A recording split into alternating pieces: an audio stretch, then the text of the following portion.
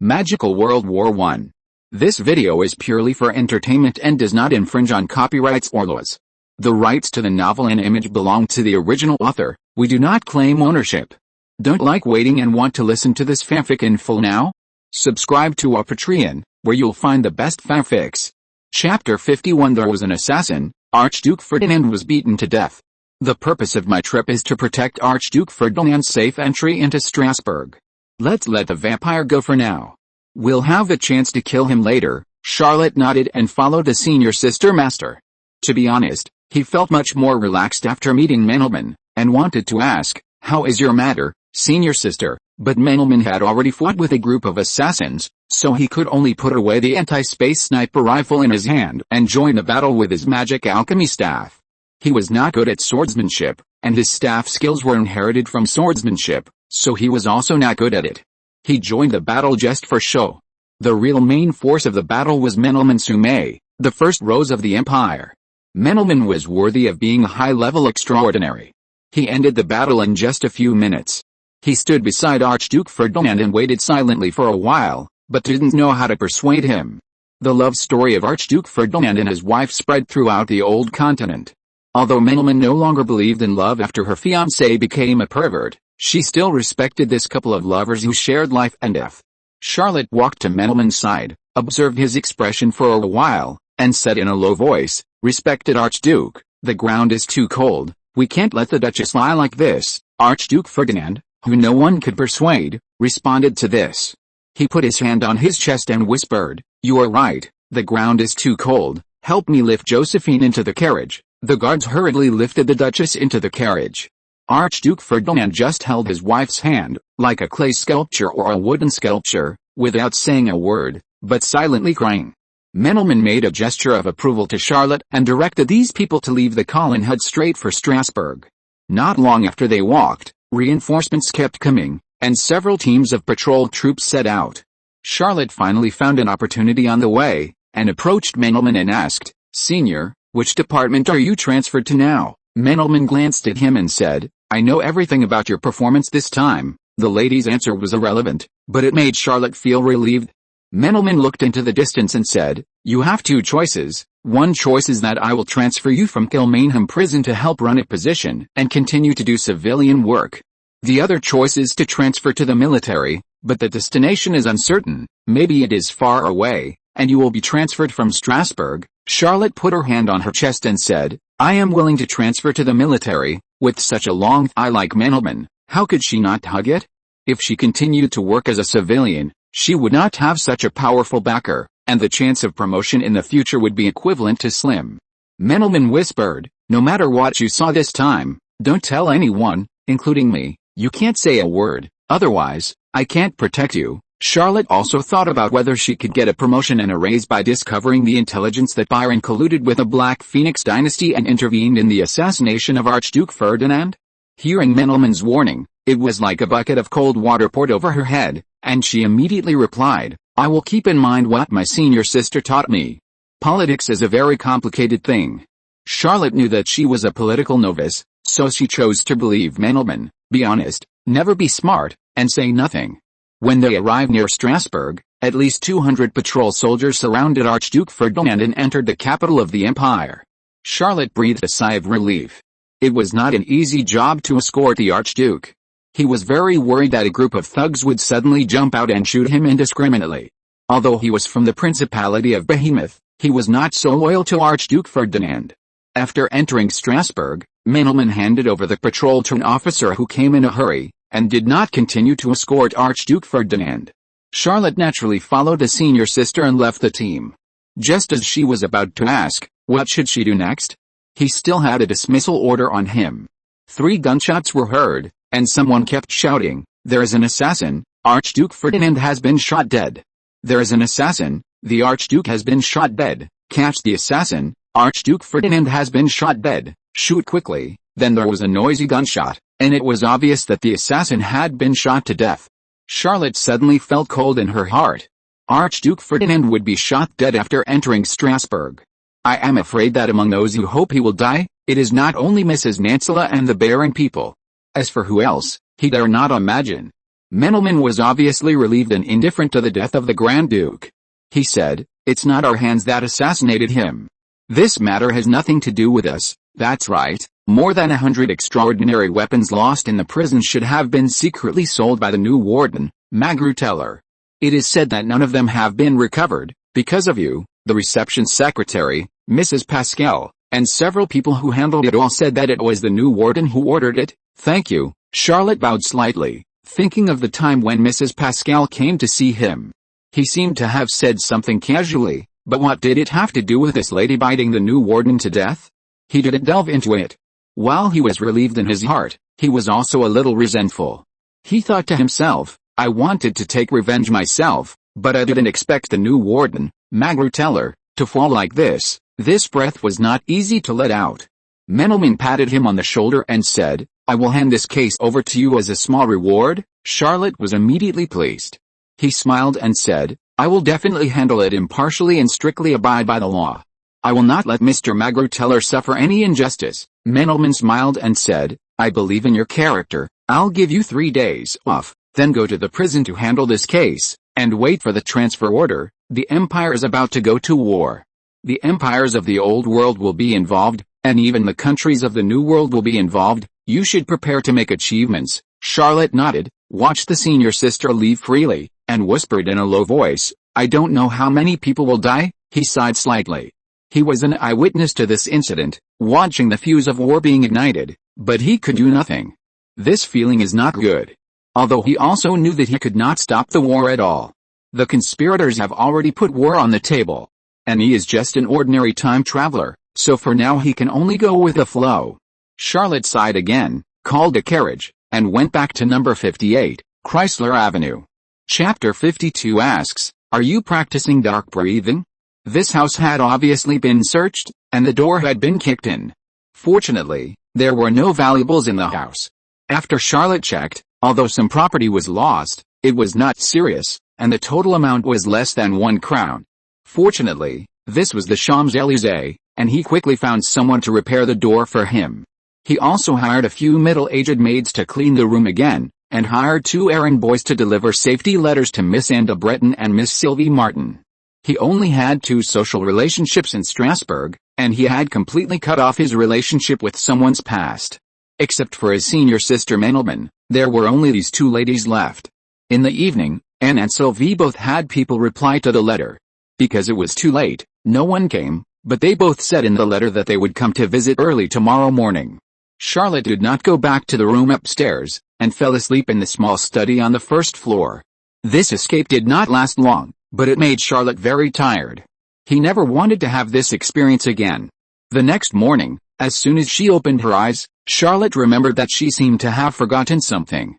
He had left all those adventurers in Machupi. Machupi has been completely turned into a maze. In other words, without his permission, almost no one can step into this fortress of the ancient Orc kingdom.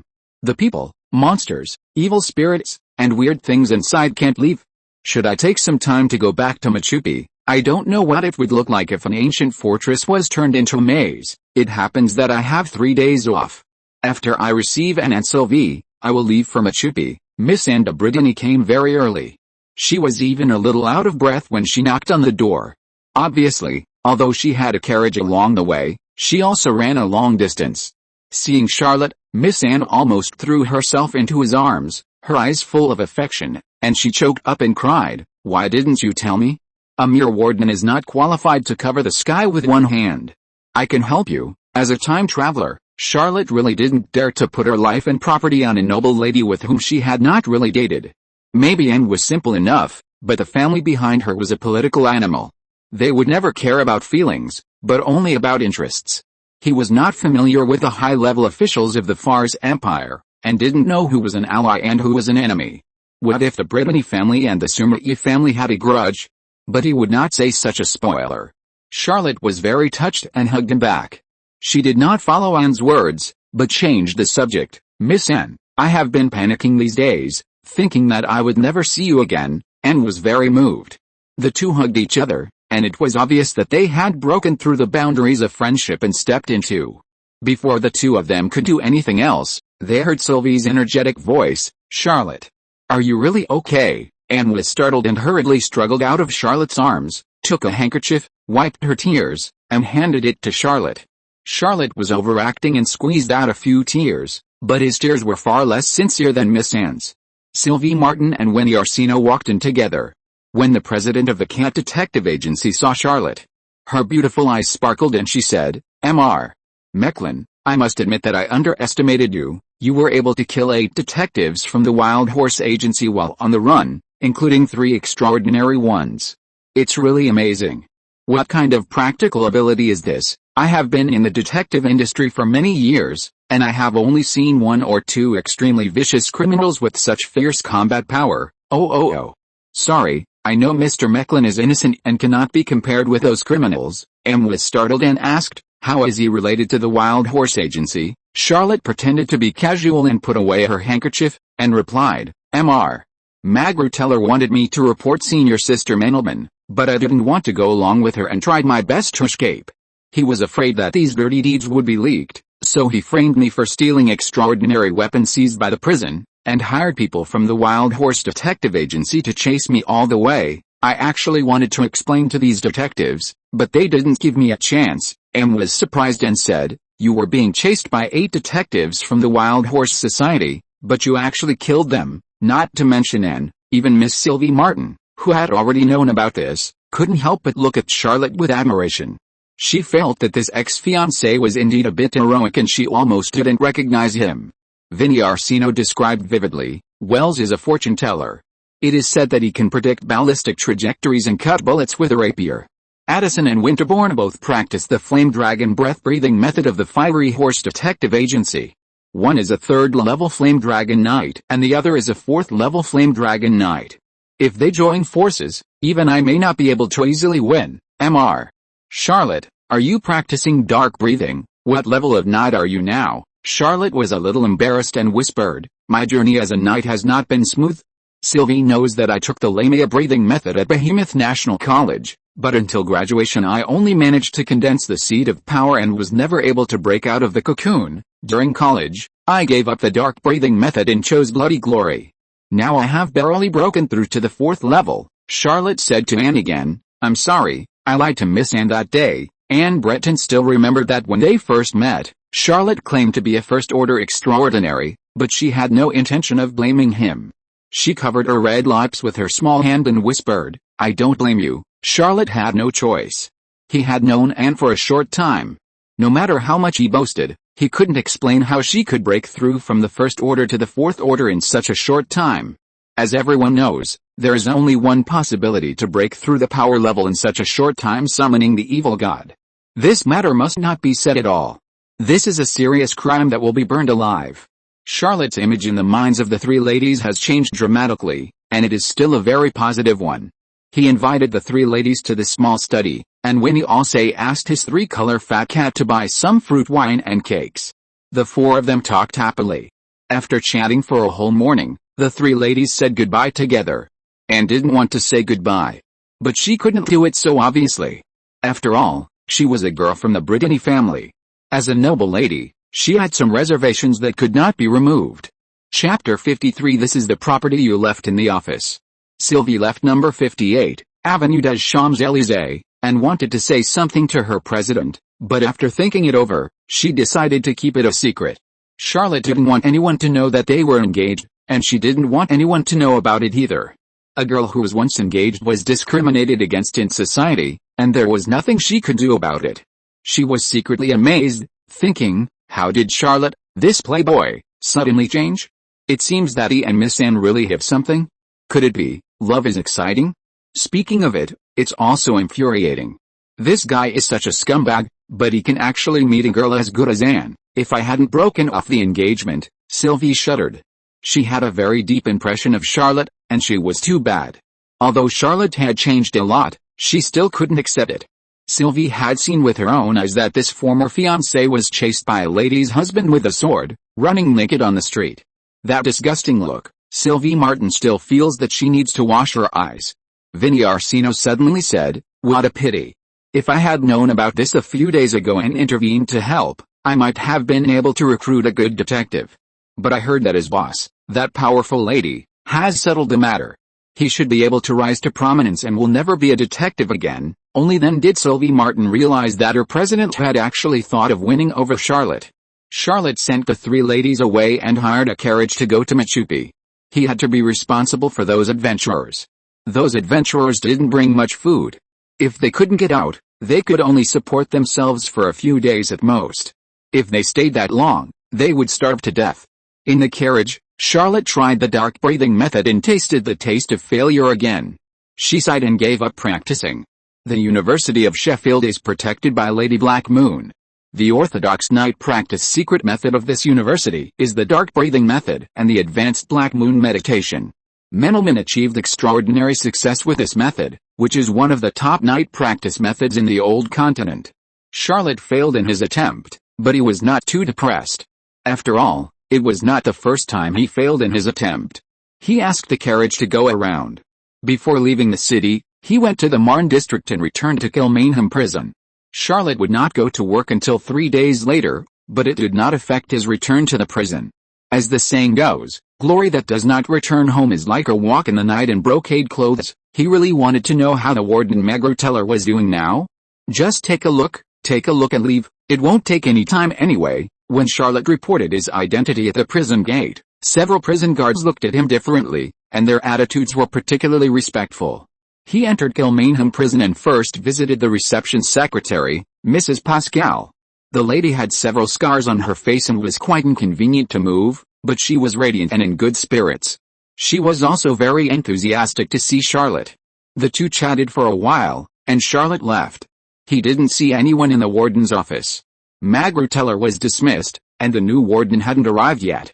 He knew that the warden, who had a bad time shortly after taking office, was now inside the prison, but he had no interest in meeting him. Let Mr. Magruteller hold on for a while. He might be scolded if he went there now, but after a few days, the former warden's temper should be much better. He was about to go back to his office to revisit the old place. He probably wouldn't work in this office in the future. The less he remembered, the less he met someone unexpected. The middle-aged soldier with a full-beard guard in the weapons room came over and handed over a heavy bag of money without showing any emotion, saying, "Mr. Mecklen, these are the belongings you left in the office. I have been keeping them for you. It's great that I can exchange them with you in person." Charlotte was slightly surprised. He didn't leave any belongings in the office. The middle-aged soldier with a beard whispered, "Magruteller's reselling of supernatural weapons confiscated from the prison angered some people, and they promoted the spitting operation. Although Miss Mecklenburg asked you to try this case, I personally suggest that you don't interfere." After saying this, the middle-aged soldier saluted and left silently. Charlotte was clear-headed and almost laughed out loud. Magruteller wanted to investigate him for reselling supernatural weapons from the prison. This matter was quite outrageous.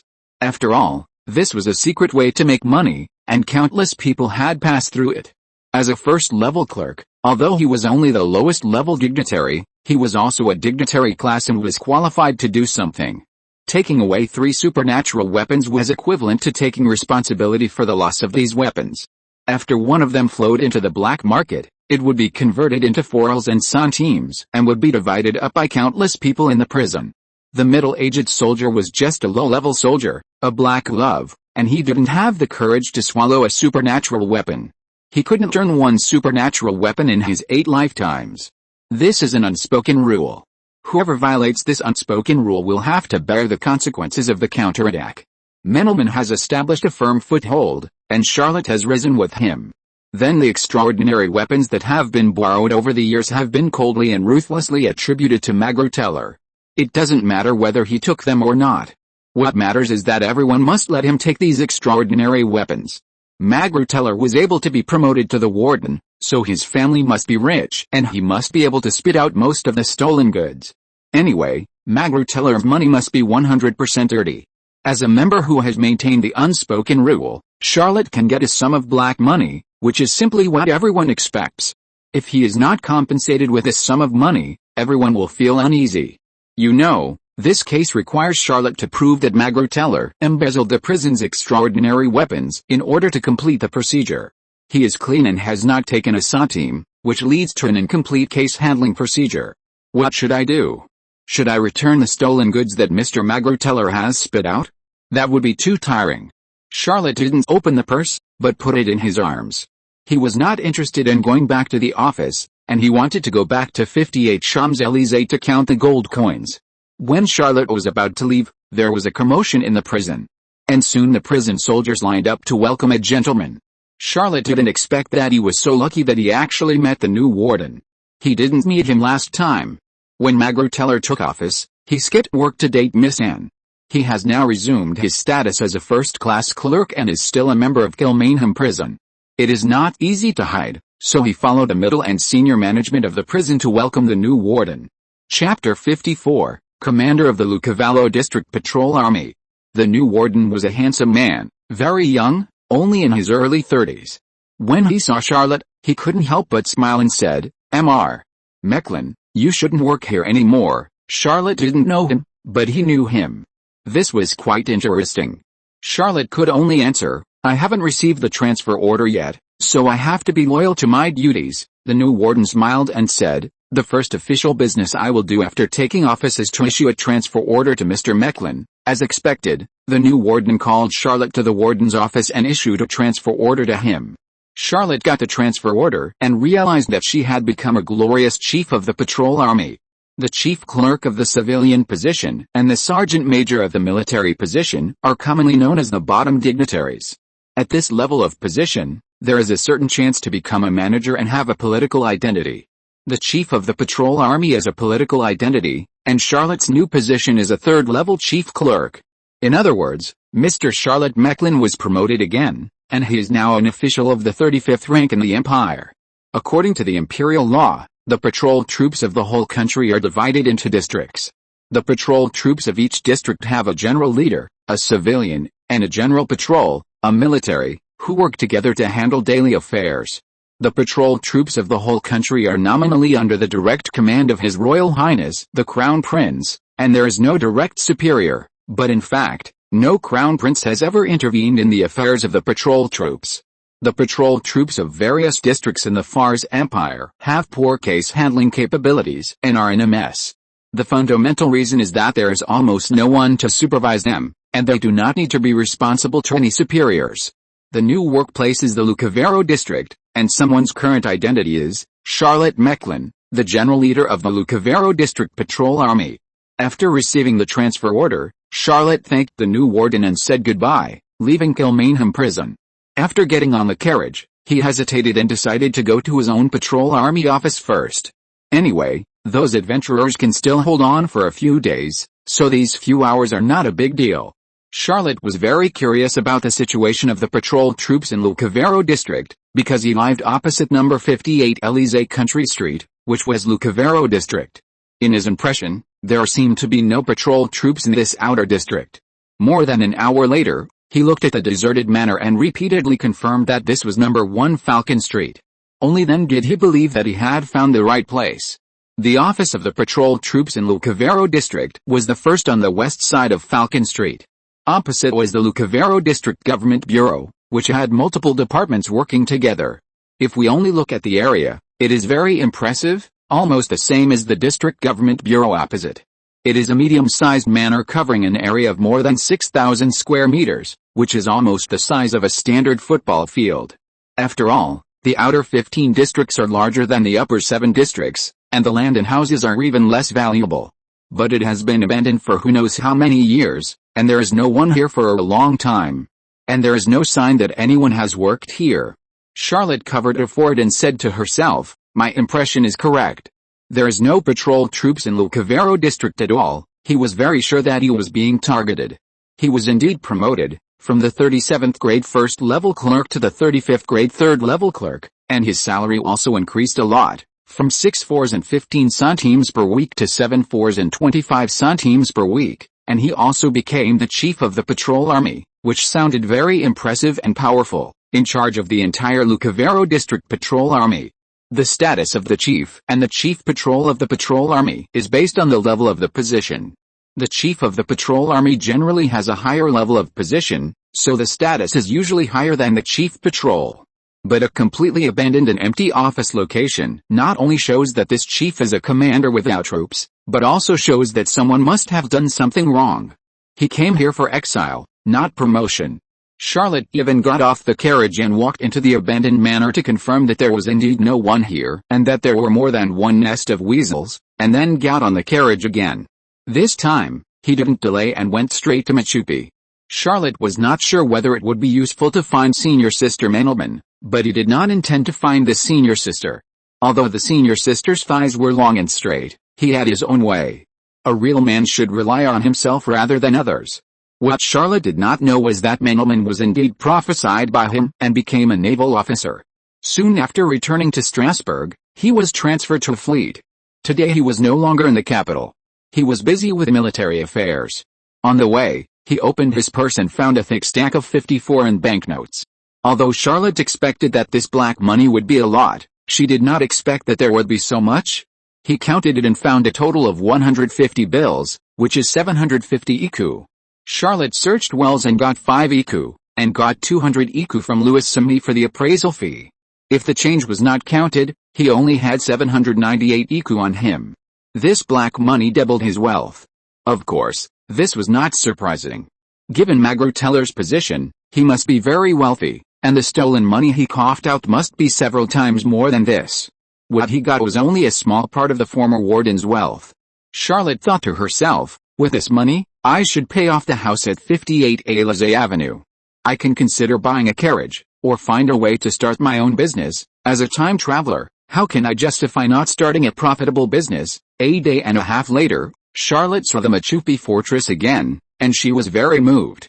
After Machupi was completely turned into a maze, he established a subtle connection with the ruins of the ancient Orc fortress, and could even know what was happening in most parts of the maze purely by perception. This perception is weaker than insight, a bit like a myopic eye with 700 degrees of myopia, watching a movie without glasses, can know the complete context of the story, but don't know what the protagonist looks like. Of course, this subtle connection must be within a certain range. He didn't have much perception of Machupi in Strasbourg. Approaching the fortress of the ancient Orc kingdom, Charlotte reconnected with Machupi. He chuckled and said, "Interesting, Lord Leo is trapped too." Charlotte asked the coachman to wait outside and entered Machupi alone. There was no one in the conference room. It was in a mess. There were traces of swords and knives on the ground and walls, as well as pits made by weapons such as giant axes, hammers, and clubs. There were also 2 unfortunate corpses, but the dead were not people Charlotte knew. Obviously, there had been a battle here. Charlotte stood in the conference room for a while, then turned and walked into the depths of the fortress. He walked calmly without even taking out his weapons, as if he was strolling in his own home. If you're listening to this novel on a channel other than Fanfic World, it means they downloaded and uploaded it without effort. We cordially invite you to visit our channel, Mundo Fanfic Novelis. There you'll find the original version of this story and you can explore many other novels of various genres. We're waiting for you to immerse yourself in a world of incredible novels. Chapter 55 I Will Keep My Promise. Mason held a giant axe and breathed hard. He wanted to protect the team members behind him. In front of him was a monster like an upright goat. It was strong and powerful, carrying a huge stick, and its eyes were full of cruelty and bloodthirstiness. Hannah, the former member of the Giant Axe Adventure team, had disappeared, and several other team members were also injured. Mason now regretted letting Charlotte join, otherwise he and his companions would not have encountered such danger. The goat monster strode over, and Mason's eyes were full of tragic and heroic, ready to die. In an instant, the goat monster suddenly disappeared into the air. Charlotte strode out of the darkness, showing a relieved smile, and shouted, "Fortunately I came in time. Mason, Himengsha, everyone follow, I will take you to a safe place." It was the first time for him to manipulate a maze. He deliberately created a crisis and appeared in front of several acquaintances at the most critical moment. The hatred in Mason's heart suddenly disappeared without a trace. With the gratitude of surviving the disaster, he led the team and strode to follow Charlotte. Charlotte quickly found the members of the adventure group and brought them back to the conference hall. Fortunately, the casualties of this makeshift adventure group were not heavy, with only 7 or 8 deaths, and the group still maintained a size of more than 100 people. Most of them were injured, but fortunately, not many were serious, and they were not on danger of death with timely treatment. Machupi was maze-like, and the animals, monsters, strange things, and evil spirits that roamed in this ancient fortress were also swallowed up. They wandered around and somehow clashed with the adventurers. Under normal circumstances, the adventurers should have been wiped out. But because these adventurers were transformed into maze NPCs during the maze-like process and were favored by the maze rules, there were no large-scale casualties. The leaders of more than a dozen small adventure groups gathered together, and they were somewhat in conflict with Charlotte. They were all experienced adventurers, and they guessed that everything they encountered was related to Charlotte. The leader of a small adventure group named Ya stood up and said, "We are not spies of Baron, and we don't want to be associated with those vampires. Let us go, and we can promise not to say anything and not ask for any reward." Charlotte did not answer him, but smiled and said loudly, "First of all, I want to thank everyone. I have found the family treasure." His words suppressed all the voices. Almost every adventurer was attracted by the topic of finding the treasure. These adventurers' minds no longer had any other thoughts. Treasure, wealth, money. All was more attractive than any other topic.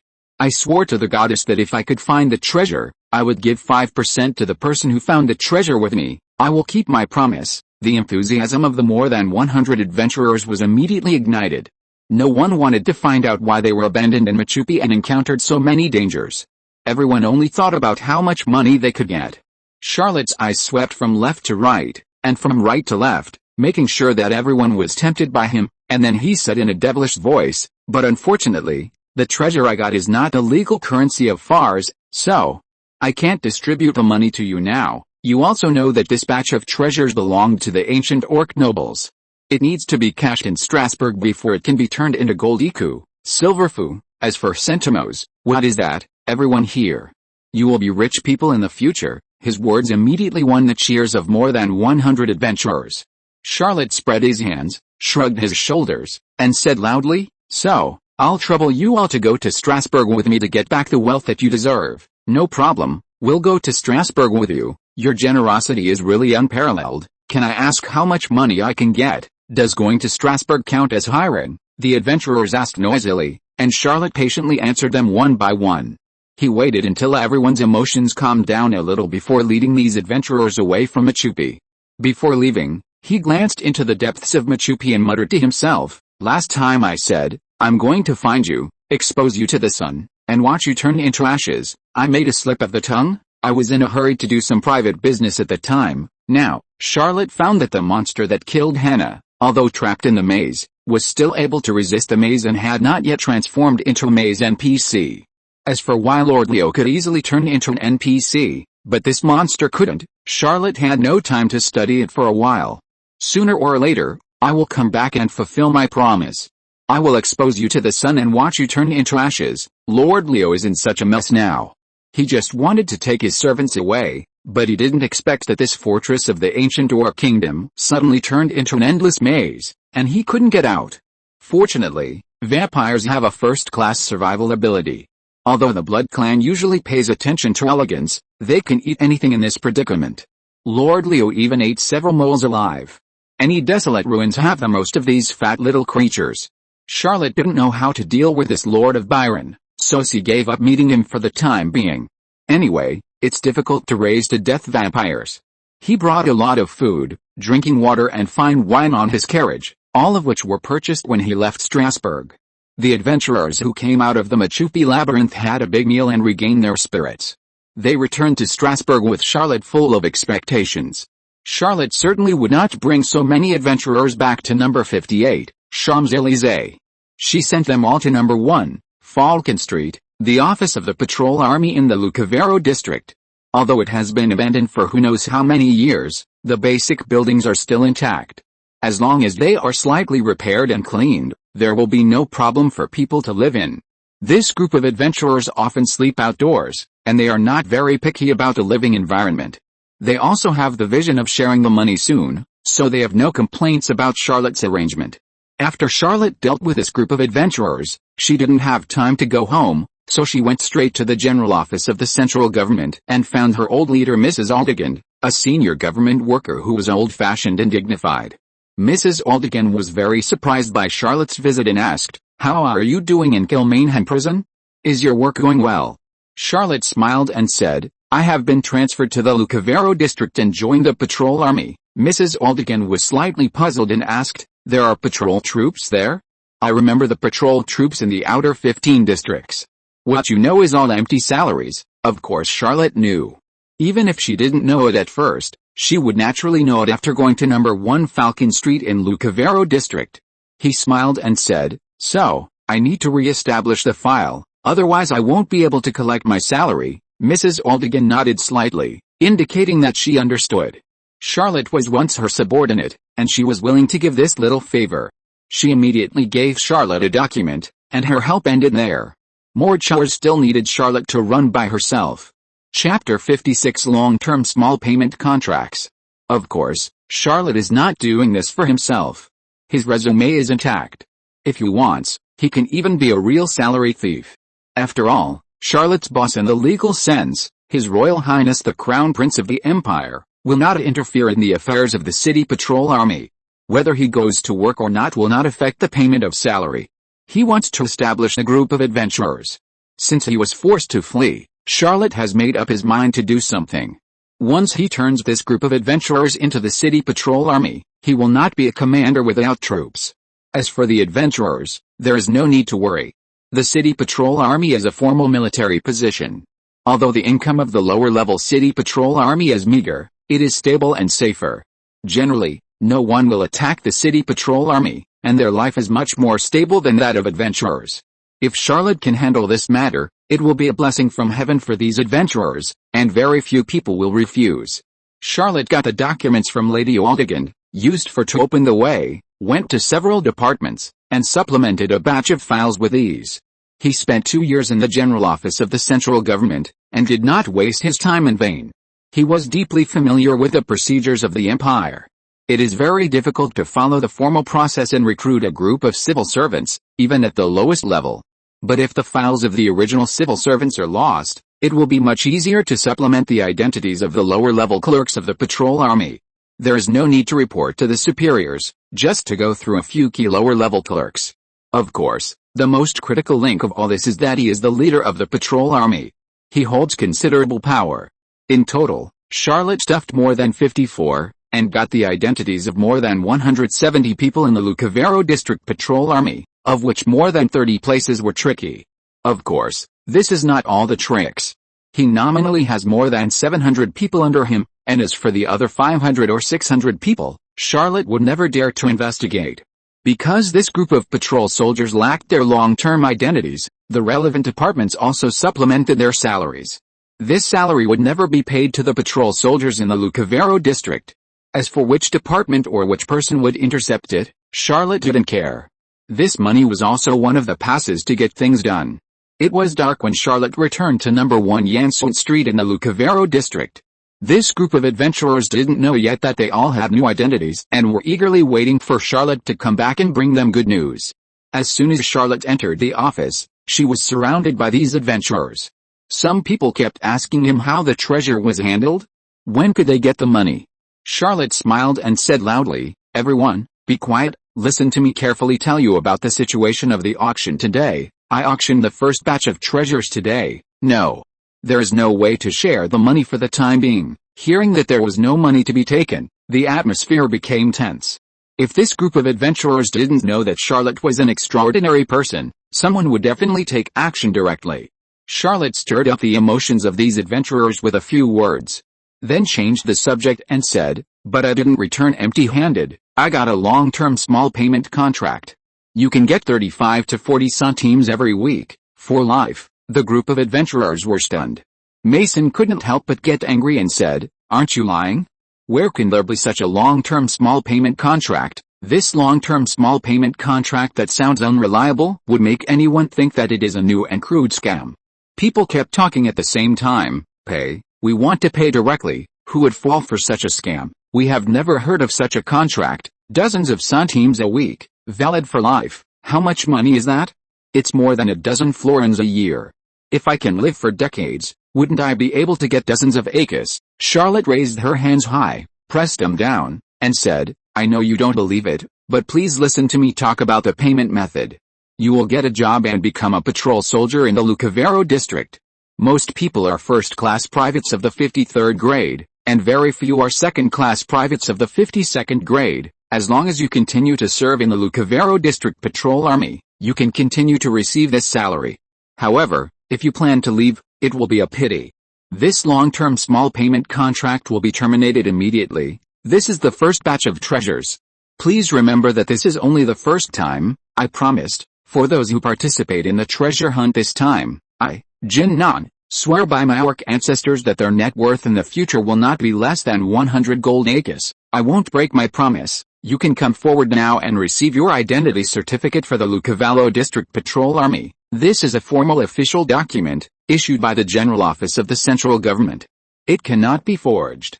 You can go to the relevant government departments to verify it. Yas whispered to a companion beside him. Do you really think you can get so many of us into the patrol army? Many adventurers have participated in the selection of the patrol army, but the selection of the patrol army attaches great importance to the innocence of the identity, which means that there must be an internal gate, and most of them can't pass it at all. Although this group of adventurers came from different small teams, they also established some friendships with each other during this period. The man who was questioned by Yas whispered, anyway, this matter is easy to verify, and he can't deceive us for long. Yas nodded, watched everyone go to get a new identity document, and went up to get one, and took a second-class private identity document. The 53rd rank of the Fars Empire generally recruits people who have received a complete secondary education or higher education. The weekly salary is 35 centimes, which is also the minimum salary officially stipulated by the Empire. Of course, in reality, many people cannot reach this minimum salary. The weekly salary of the 52nd rank is 40 centimes. With only secondary education, it is no longer possible to get such a position when you start working. You need to wait for promotion every 5 years. This kind of low-level government employee cannot be compared with outstanding students who graduate from universities, and the promotion period is 2 years longer. Public school graduates start at the 49th rank. As for graduates of national colleges, such as Charlotte's direct superior Lady Aldigan in the central government office, she starts at the 45th rank as a first-level assistant.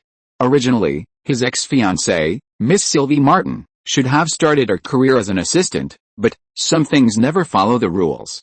After Charlotte handed out the identity documents, he said loudly, I'll treat you today. Mason, yes, Himengsha, he named a few adventurers and said, go buy some things nearby and ask them to deliver them. I'll pay the bill. Chapter 57 Empire Payday. The adventurers who were named gathered together and left the patrol army office in Lucavero district. Charlotte encouraged the spring tongue again and asked the remaining adventurers to work together to clean and repair this office. There are 2 office buildings at number 1 Falcon Street, one of which is a dormitory and the other is an office, which can accommodate nearly 1,000 people to live and work.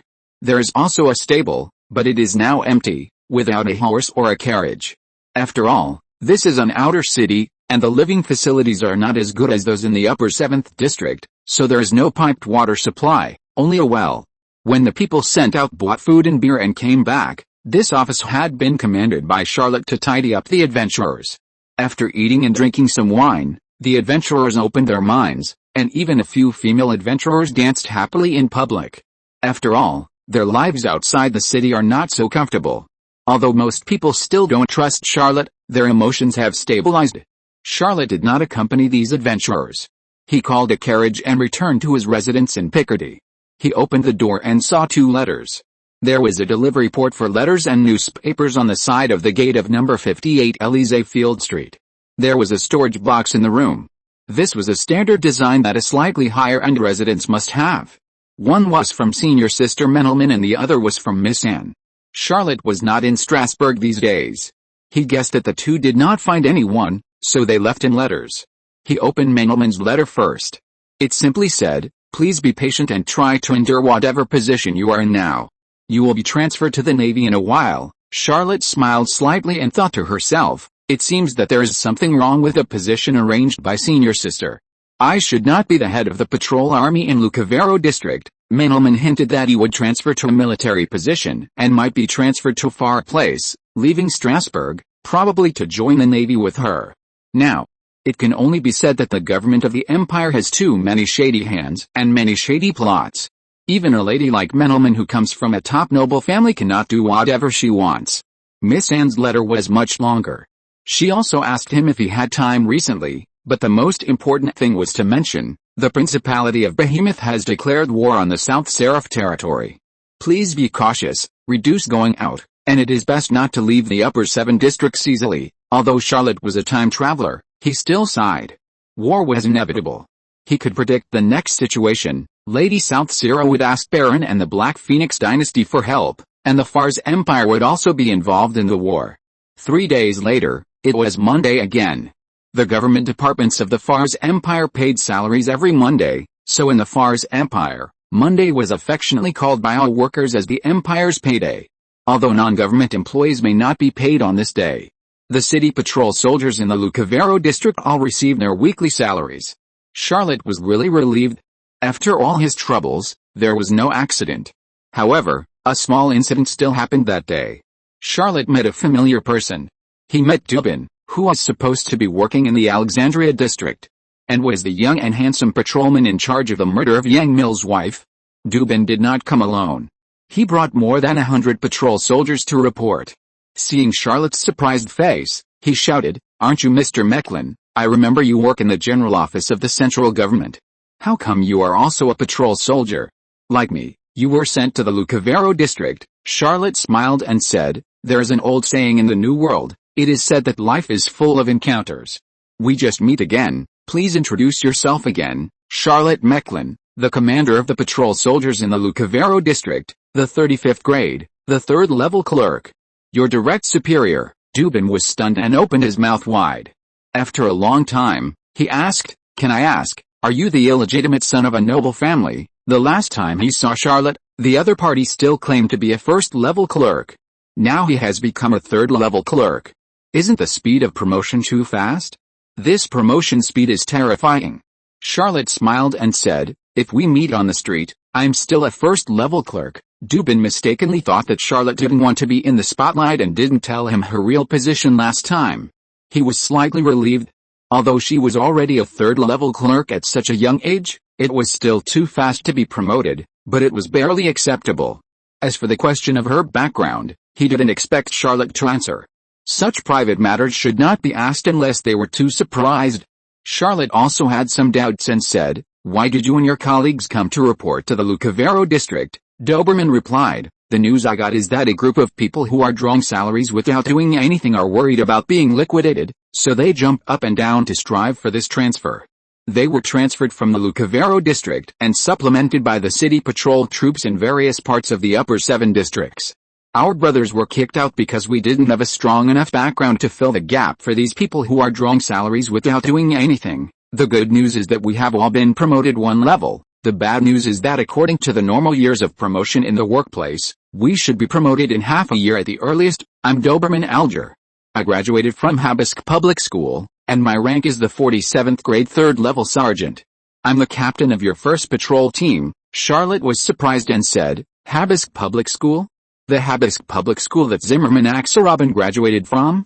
How come you couldn't get into the National Academy?" Habisk Public School is the best public school in the Empire, and there is no other school like it. Although those who can enter Habisk Public School may not be able to go to university, they will not be unable to enter the National Academy.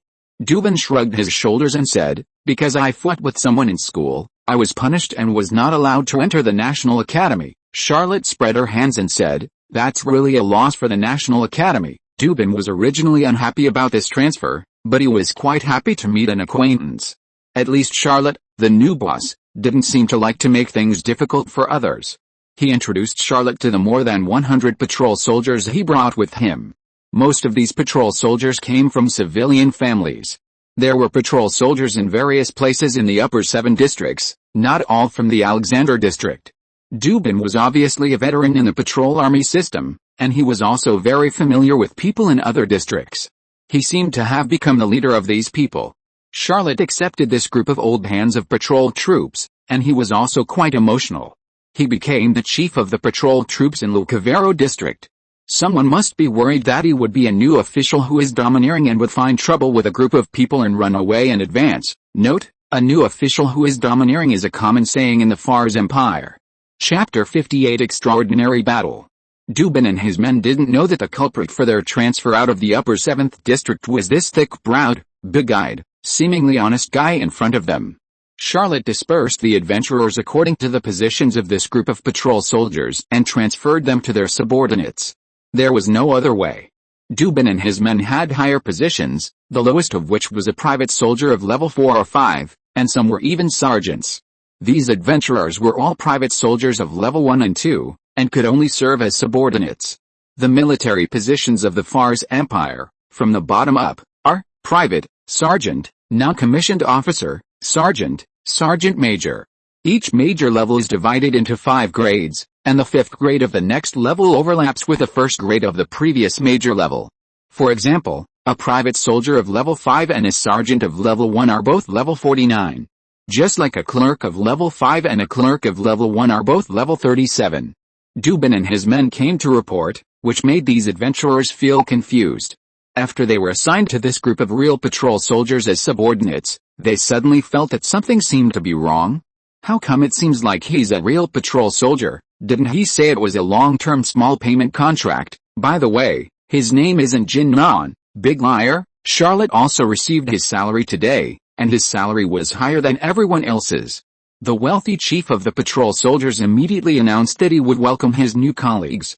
Dubin volunteered to take 7 or 8 colleagues out to buy things, and soon brought back a lot of food and beer. The patrol army office in Lucavero district was probably so lively for the first time. Whether it was the adventurers or the newly transferred patrol soldiers, they were all infected by this atmosphere. After a few glasses of beer, everyone became lively. Charlotte didn't like to drink this kind of beer, but this kind of beer was cheap, and it was sold in large quantities on the market and was easy to buy. If it was changed to fruit wine, the price would be more expensive. Unless you were in a busy and prosperous place like Élysée Country Street, it would be difficult to buy enough alcohol for more than 200 people. He had a few drinks and was about to find a chance to leave early and meet and to watch an opera, when suddenly his eyebrows jumped and his insight ability was automatically activated, not only covering the entire office, but also expanding, allowing him to see a man in hunting clothes, unarmed, but murderous, striding into the territory of the patrol army. Aubrey Teutonic Atwood. Charlotte currently has only 2 enemies. One is the former warden of Kilmainham prison, Magru Teller, who is currently in prison, and the other is the Wild Horse Detective Agency. After all, he killed 8 detectives of the Wild Horse Agency. After he came back to Strasbourg, he inquired about the intelligence of the Wild Horse Detective Agency many times, and it seemed that the powerful president of the Wild Horse Agency, Aubrey Teutonic Atwood, was this image. In a flash, Charlotte made a wise choice. He gave up the blood-sucking hand axe and the blood rose. Although the blood rose brought him the swordsmanship of the Asillo family, he still did not think that a 4th-level extraordinary could fight against a high-level one. He chose the anti-space sniper rifle, which was produced by the Firewall Workshop, one of the 6 alchemy workshops in the Fars Empire. Charlotte had no talent in close combat, but he had some achievements in shooting.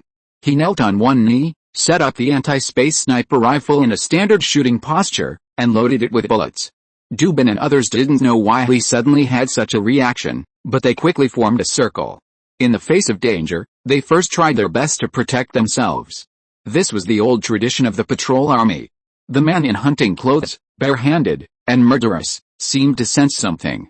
Before he was about to step into the shooting circle, he suddenly stopped and turned around without hesitation. A quarter of an hour later, Charlotte put away the anti-space sniper rifle in a cold sweat. He didn't know who would live and who would die if that man broke in. Maybe he would be blasted to pieces by a magic-breaking armor-blasting bullet, or maybe the other party would resist the shooting or dodge the bullets. Once the high-level extraordinary rushed to him, he would have no chance of survival. If only it were in Machupi, or get Lord Leo out, he should be able to deal with this guy. The only problem is that Lord Leo won't listen to me. I don't know if he has seen through my true face. If he has, I'm afraid he will kill me the next time we meet. Charlotte unloaded the bullets and slapped the rifle into the alchemical staff. The magic-breaking armor-blasting bullet was too heavy. He usually only carried 3 bullets on him, but with the speed of the high-level extraordinary, he probably only had the opportunity to fire 3 shots. No matter how many bullets he had, he couldn't fire them. He said to Dubin, "You will be responsible for the daily affairs of the patrol army in Lucavero district. I have something to do." Dubin also felt that something big seemed to happen just now. Although nothing happened in the end, Charlotte must have something urgent to do. He couldn't interfere in the battle of such extraordinary people, but he was still a little overjoyed to be able to take over the affairs of the patrol army. Dubin was conceited and talented, but he was always suppressed by his stupid superiors. If no one was in charge, he believed that he could improve the public security of a district and let the residents of this district live and work in peace. Charlotte left the patrol army office with a gloomy face. Although he knew that he had made an enemy with the Fiery Horse Society, he was a government official after all, and he didn't think that the Fiery Horse Society would send anyone over again. But the scene just now made him realize that this was a society with little law and order, and he had a strong sense of crisis. Charlotte didn't dare to be careless and turned on the insight, but he didn't sense the crisis again along the way. When he passed through Picardy, he did not go back to 58 Champs-Élysées, but crossed Picardy and went to the Cat Detective Agency at 22 Martial Street in Alcatraz. Only the extraordinary can fight against the extraordinary. Senior Sister Mendelman went to a certain fleet of the Navy. The only helper he could find in the extraordinary world was the cat elf detective Winnie Arsino. Alcatraz is a typical residential area, with old houses that are a bit old, elegant and have a sense of design. The overall atmosphere is very warm. The middle class of Strasbourg lives here. They have a very high demand for a sense of security. The Empire's patrol army is also lagging behind, so this area has a strong demand for private detectives. 3 of the 7 major detective agencies are in Alcatraz. In addition, there are 20 to 30 small and medium-sized detective agencies, which can be regarded as a paradise for detectives. The Cat Detective Agency at number 22, Rue de la Martel is a building with a distinct Sherlockian style. It has 3 floors, with about 20 to 30 rooms on each floor. As a detective agency mainly for women, although the Cat Detective Agency is not as large as the Ricardo Detective Agency, Miss Arsenault also employs nearly 100 people, including 20 to 30 formal detectives. Chapter 59 Mr. Mecklin, please wait for the dual letter. After knocking on the door of the Cat Detective Agency, Charlotte saw a girl about the same age as Sylvie. In the small room beside the door, she smiled and said hello. Excuse me, sir, what business do you want to handle? Charlotte glanced at the nameplate on the other party's table. Apprentice Detective Miss Mimi, graduated from Ying's National College. He smiled slightly and said, I want to consult Miss Arsenault about something. There is no appointment, but we know each other. My name is Charlotte Mecklin. Mimi pulled a rope in the room. The Fars Empire did not have telephones and telegraphs, so indoor communication was a little strange. For example, this rope-pulling communication technique, different codes can convey different messages. However, the powerful countries in the old continent have magic alchemy communication devices. Long-distance communication is not as convenient as telegraphs and telephones, but the transmission distance is far enough. After a while, a small bell in the room rang, and Miss Mimi smiled and said, I'll take you upstairs. A clear and beautiful voice rang, saying, Sister Mimi, I'll take him upstairs. Sylvie Martin trotted down the stairs, nodded slightly to Mimi, and added, Charlotte is my cousin. Mimi showed a look of realization, pulled her long skirt, lowered her head slightly, and performed a daily lady's salute. Charlotte stroked her chest with one hand, returned a standard imperial salute, and followed Sylvie upstairs. Sylvie chattered, Sister Mimi is a good person. She graduated a year earlier than me and is already a very good trainee detective. Maybe she will become a detective assistant next year, but you can't have any ideas about her. Charlotte was slightly embarrassed and said, Can we not mention the past? Sylvie turned around and said, Okay. My dear cousin, you have really changed a lot. Charlotte thought to herself, it's a smart choice to completely break off the social relationship with the past. Fortunately, this former fiancé is not so careful, otherwise it would have been exposed long ago. Sylvie took Charlotte to the president's office, bowed her head and saluted, and then left. Charlotte noticed that there was another person in the room. A man who looked unusually young, but definitely not a young man. His eyes were so sharp, with a kind of vicissitudes of seeing through the world, full of wisdom and years. This pair of eyes even made people ignore his appearance. It was a few minutes later that Charlotte came to her senses. She thought to herself, how come they look the same, but have such different temperaments? He is not a man who wanted to kill me at number 1 Falcon Street. Winnie Arsene's lake blue eyes revealed strange surprise, and she said, Don't fight in my office. Charlotte was slightly surprised and asked, I don't think I am a reckless person. Why did Miss Arsene give such an instruction? The man smiled slightly and said, Winnie is talking about me. Mr. Mecklin. This is the first time we meet, but I have heard of you like thunder. I am Aubrey Tootin Atwood, the president of the Wild Horse Detective Agency, Mr. Mecklin killed 8 of my men. He is really skilled. Charlotte suddenly had a feeling. Should I fight? Summon the evil god again. Aubrey Tootin had no intention of taking action. Obviously, Winnie Arsen's words, "Don't fight in my office," worked. Charlotte sighed, sat on a sofa in the office, and said, "I don't want to do this either, but the price offered by the former warden was too high, so that the detectives under your command were too brave. Please allow me to make a formal self-introduction. Charlotte Mecklin, Commander-in-Chief of the Patrol Army in the Lucavero District, 3rd-level clerk of the 35th grade. A loyal lackey of Senior Menelman Sumai." Winnie R. Sr. couldn't help but laughed out loud. Her laughter was soft and comfortable to the ears. Even Aubrey Tootin Atwood smiled and said, "Yes, if it weren't for this identity, I should kill you now instead of hiring another assassin. Since you have arrived at number 22 Madisle Street, did the assassin I hired fail? Did you kill him?" Charlotte shrugged and said, "No, he looked at me from a distance and turned away." Winnie R. Sr. was slightly surprised and said, "Aubrey Tootin hired a mid-level extraordinary person.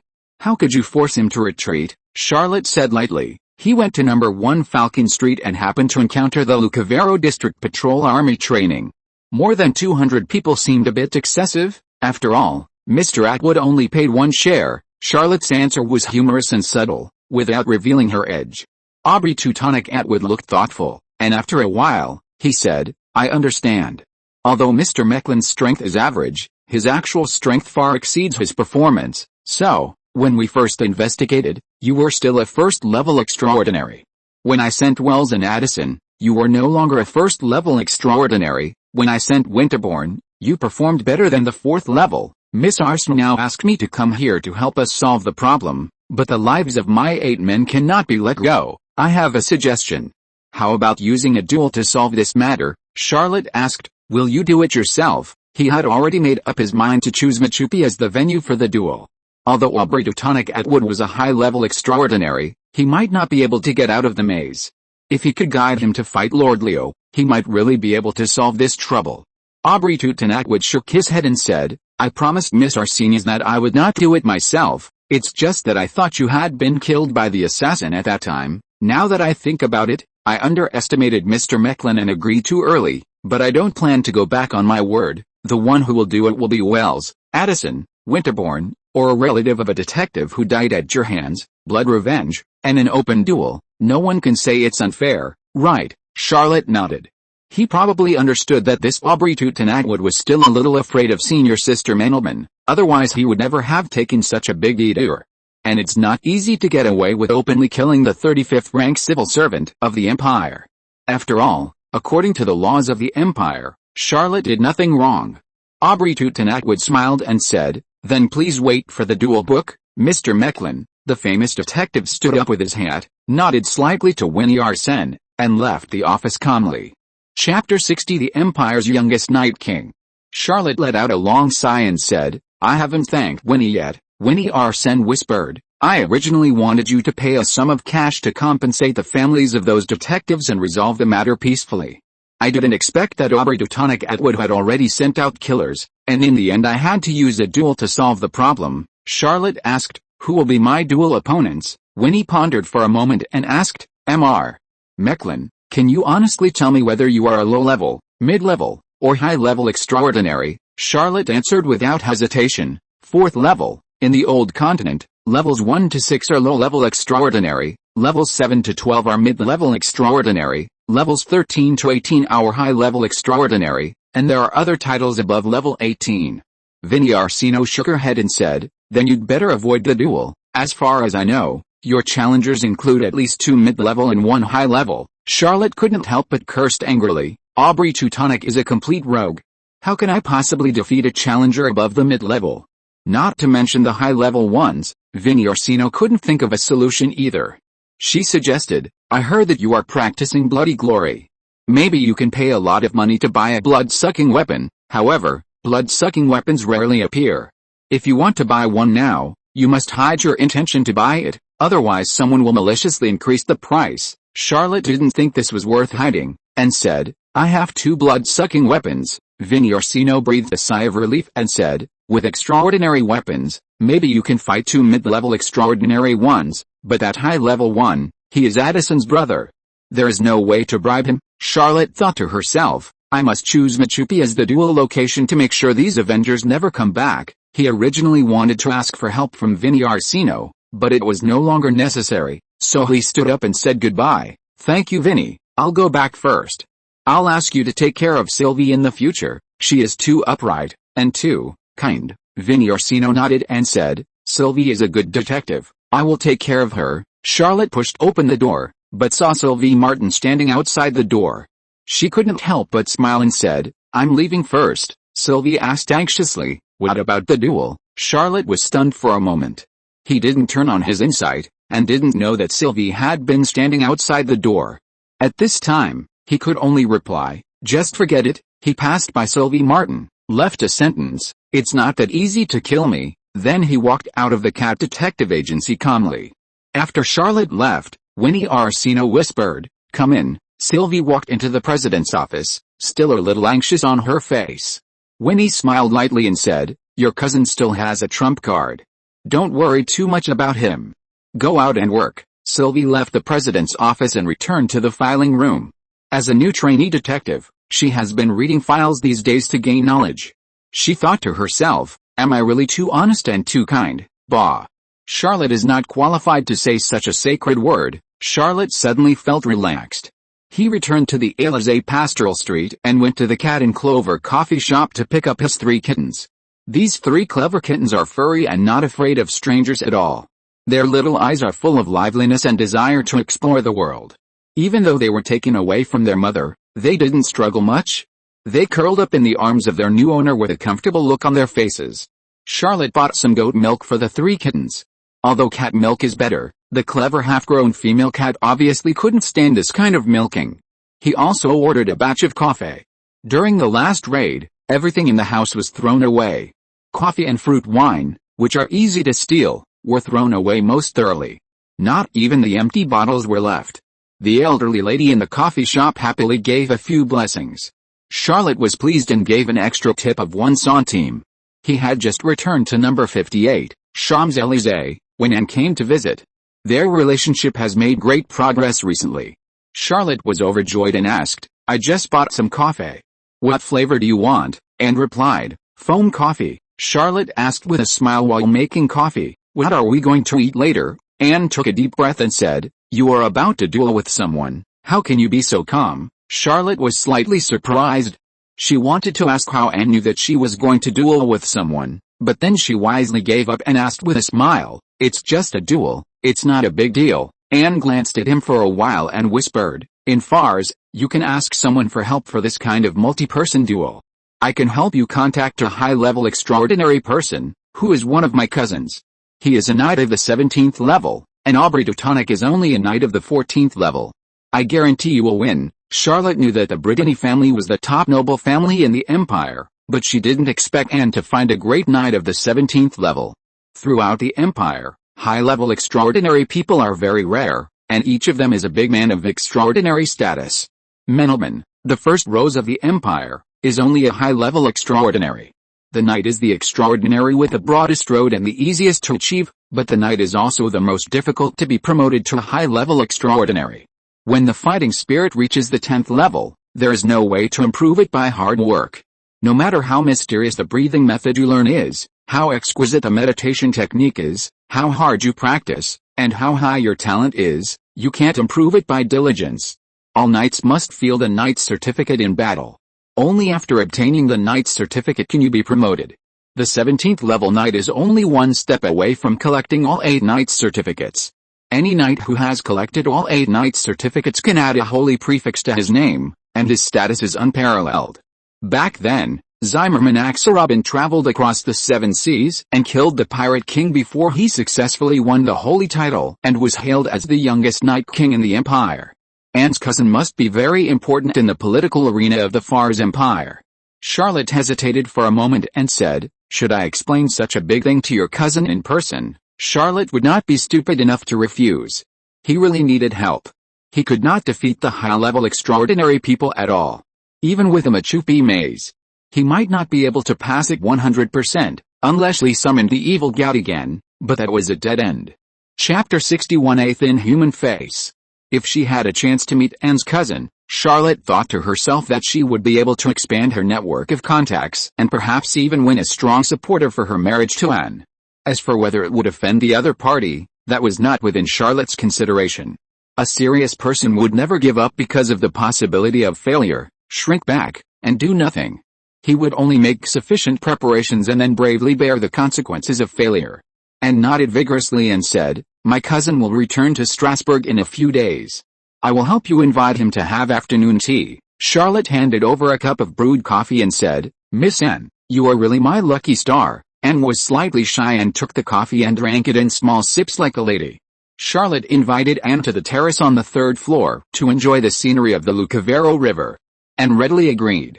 The two spent an afternoon on the terrace on the third floor. Charlotte still did not get the privilege of accompanying the beauty to dinner, and sent Anne away before dinner. He sent Anne to the alley entrance, watched the girl's carriage leave, and was about to find a place to eat when he suddenly felt a chill, and his insight was automatically activated.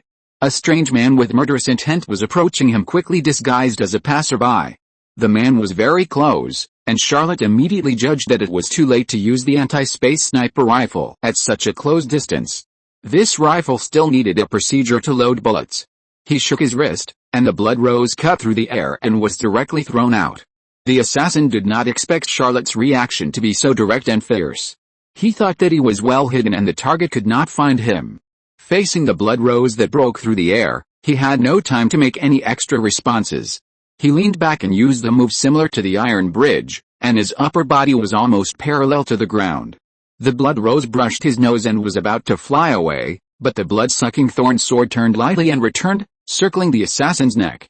Ding ding ding. 3 consecutive crisp sounds.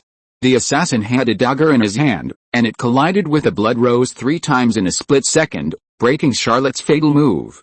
Charlotte activated the blood flame energy, manipulated the blood rose to continue to change moves, and at the same time showed the blood-sucking hand axe and threw it fiercely at the assassin's thigh. The assassin didn't care about hiding his identity, and his fighting spirit burst out.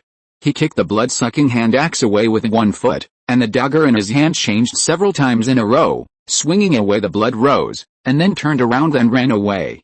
The assassin came to the door. How could Charlotte let him live? This assassin has endless means, and his strength is stronger than Charlotte. Last time he retreated because of a premonition of danger, this time he can also change his appearance. Although he was temporarily frightened by the skill of the blood flame energy to manipulate weapons, it was just the assassin's caution. If he fought regardless of everything, he would be able to defeat Charlotte. If this assassin is prepared and comes back, there may not be a way for the newly promoted third-level clerk to survive. Charlotte stuck the alchemical staff into the ground and took out the anti-space sniper rifle. The opponent was too close just now, so he didn't have time to take out the rifle. The opponent ran away, just giving the shooting distance. Charlotte half squatted down, put his upper arm on his knees, and took a standard shooting posture. He didn't expect that his hand would be so steady when he shot. The first magic-breaking armor-blasting bullet flew out and hit the assassin's left shoulder. The specially made magic-breaking armor-blasting bullet is enough to kill the Titan demon with one shot. Even high-level extraordinary people like Ferdinand and Lord Leo can't withstand a shot. Half of the assassin's body was gone directly, and the remaining half of the body was carried far away by the residual power of the magic-breaking armor-blasting bullet. Charlotte slammed the anti-space sniper rifle into the alchemical staff, recalled the blood-sucking hand axe and blood rose, and ran quickly to the assassin. The assassin looked at him viciously and wanted to say something, but died before he could say it. Charlotte fumbled around a bit and found a wallet, a dagger, and an alchemical pistol from the assassin. Just as she was about to get up to inform the patrol troops, something thin fell from the assassin's face. A thin human face. Under this thin human face was another unfamiliar face. Charlotte suddenly realized something and thought to herself, so he used this magic item to change his appearance. He disguised himself as Aubrey Teutonic Atwood at number 1 Falcon Street, and this time he changed into another face. Unfortunately, he didn't know that I had insight. He didn't know that insight also has the characteristic of automatically activating against murderous intent. This ability saved my life again, Charlotte waved to several little boys selling newspapers on the roadside and said, "Anyone who is willing to go to the patrol army office at number 1 Falcon Street, Lucavero District to report the news can set off now. Let Doberman bring at least 50 people.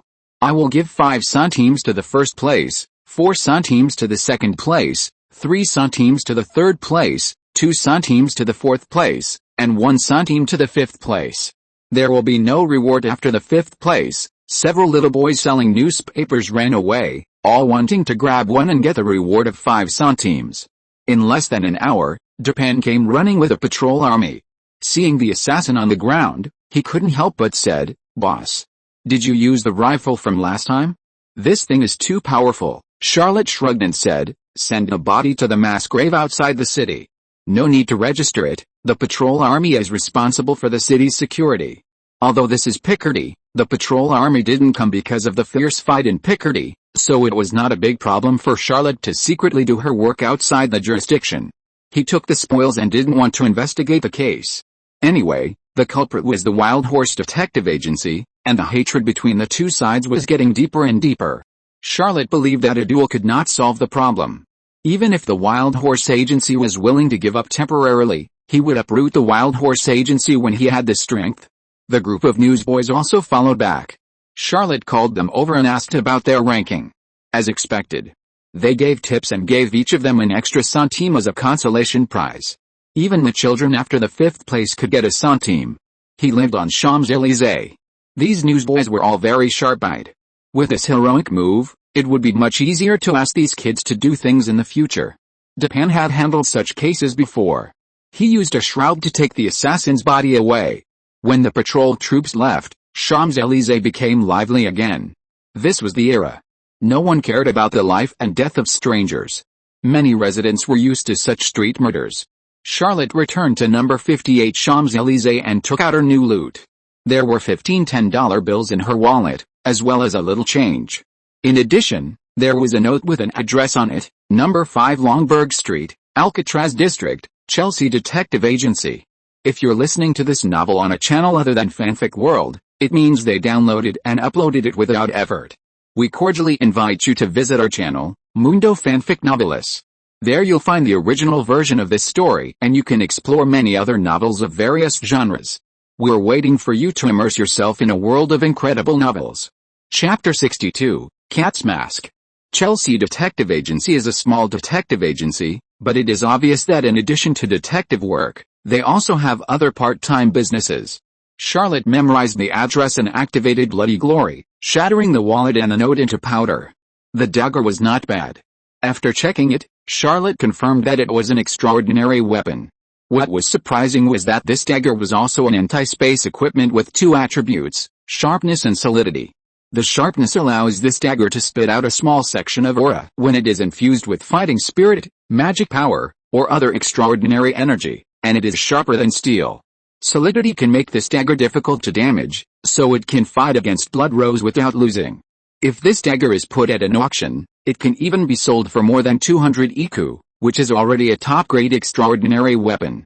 The alchemical pistol is just an ordinary weapon, similar to Charlotte's magic alchemical cane, but it is more sophisticated than an ordinary pistol, with a slightly longer range, faster firing rate, and higher accuracy. Charlotte had 2 Magnum hand shuttles, and she just happened to change one. The final reward was the thin human face. He touched it lightly with his fingers, and a thought entered his mind, cat mask. It can transform into the images of 6 different creatures and randomly extract a skill from the transformed target. It is only limited to those who have had contact with it. Wearing it can improve a small amount of agility, and it is also an identity certificate for the Orc Assassin League. Charlotte was slightly surprised. The cat mask could not extract the superpower of the target, but only the skill. This was indeed a pity, but if it could extract the superpower of the basic target, this strange item would be too powerful. Even so, the value of this cat mask is probably higher than that of the assassin's dagger, but he is not a professional, so it is difficult to estimate. He knows the Orc Assassin League. There are 5 major assassin organizations in the Old Continent, and the Orc Assassin League is one of them.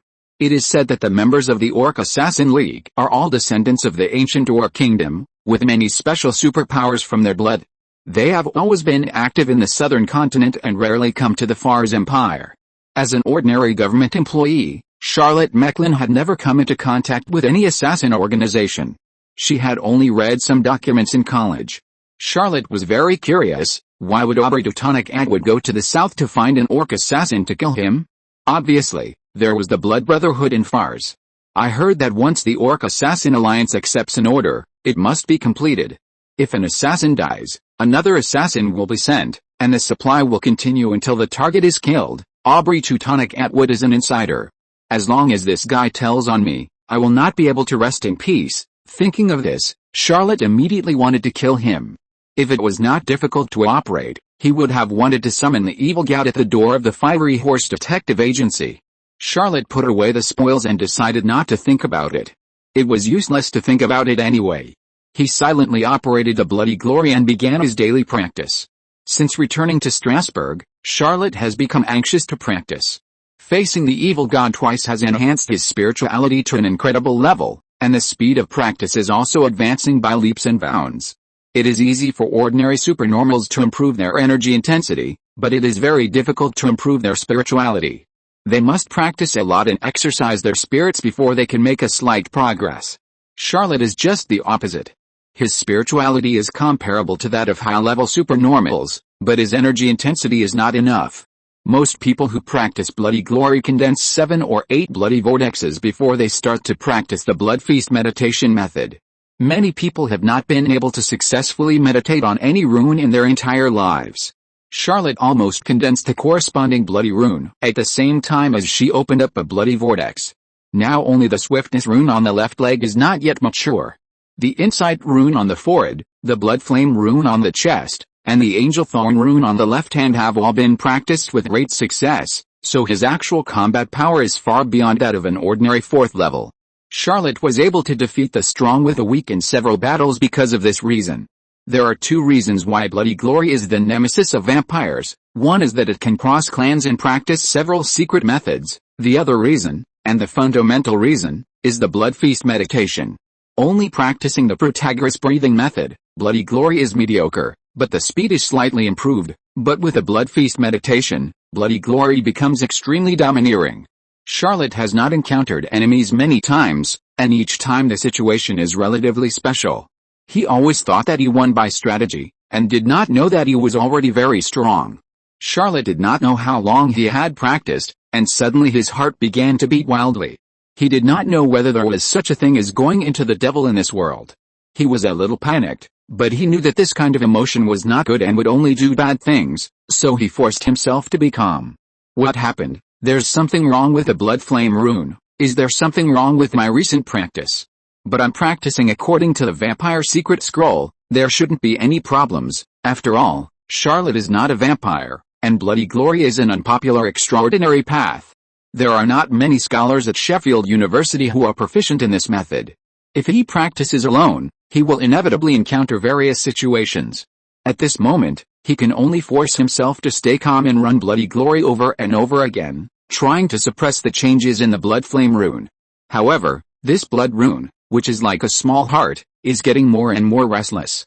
Charlotte's mind is relaxed, and this blood rune explodes and flows along the blood to all parts of the body.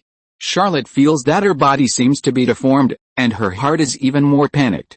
She doesn't know whether to continue to suppress it by force, or find ways to guide this energy out. The next second, he exploded.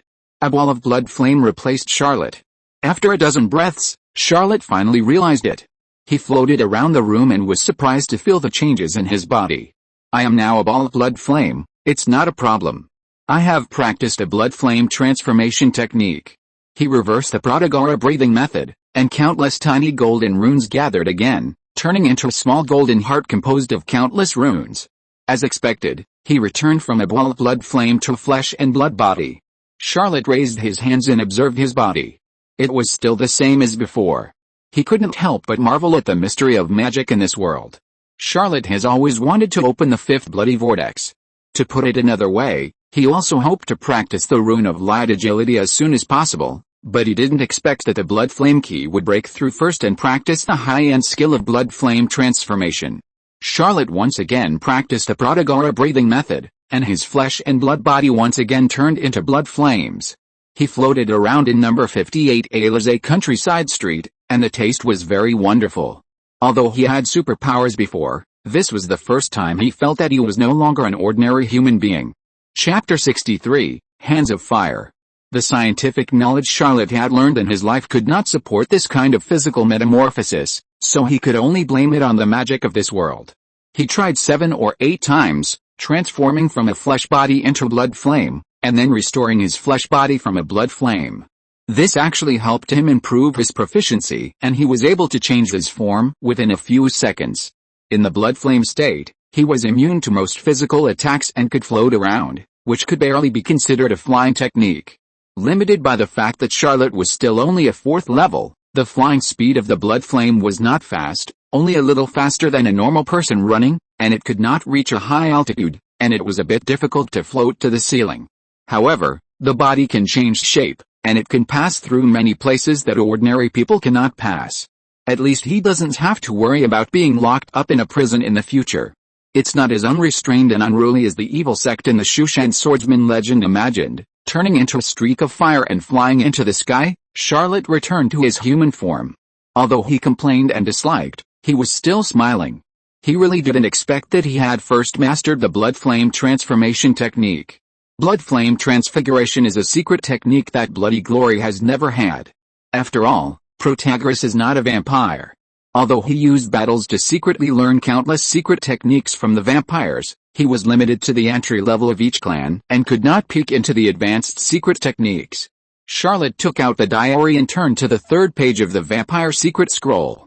The first page of this secret scroll is blood flame gas, the second page is blood flame transformation, and the 3rd page records the secret technique of the Adonis vampire clan, the flaming hand. The flaming hand is to condense the blood flame gas into a palm that can be large or small. A maximum of 18 hands can be cultivated, and each flaming hand has the ability to absorb life essence. Under normal circumstances, the Adonis clan will not use the flaming hand to attack the enemy directly. They will let the flaming hand hold weapons. It is okay to use cold weapons, but it can even be used with firearms to have the lethality of a small army. When Charlotte was reading the secret method of the Hand of Flame, she also noticed that the countdown to the advent of the evil blood god Karnstein had been extended to 71 days, 8 hours, and another 20 minutes and 17 seconds. Which made him feel a little more relieved. The kerosene lamp suddenly went out. Charlotte snapped his fingers, and a ball of blood flame burned on his fingertips. He checked the oil lamp and found that the kerosene was gone. He added some kerosene and relit the lamp. At this time, it was dim outside the window. Charlotte did not continue to practice. He put away the diary and went to feed some goat milk to his 3 clever kittens. After playing with the 3 kittens for a while, he felt much better. He took a few pieces of bread and had a meal with the coffee he made last night. He walked to the window and looked at the sky. The weather should be good today.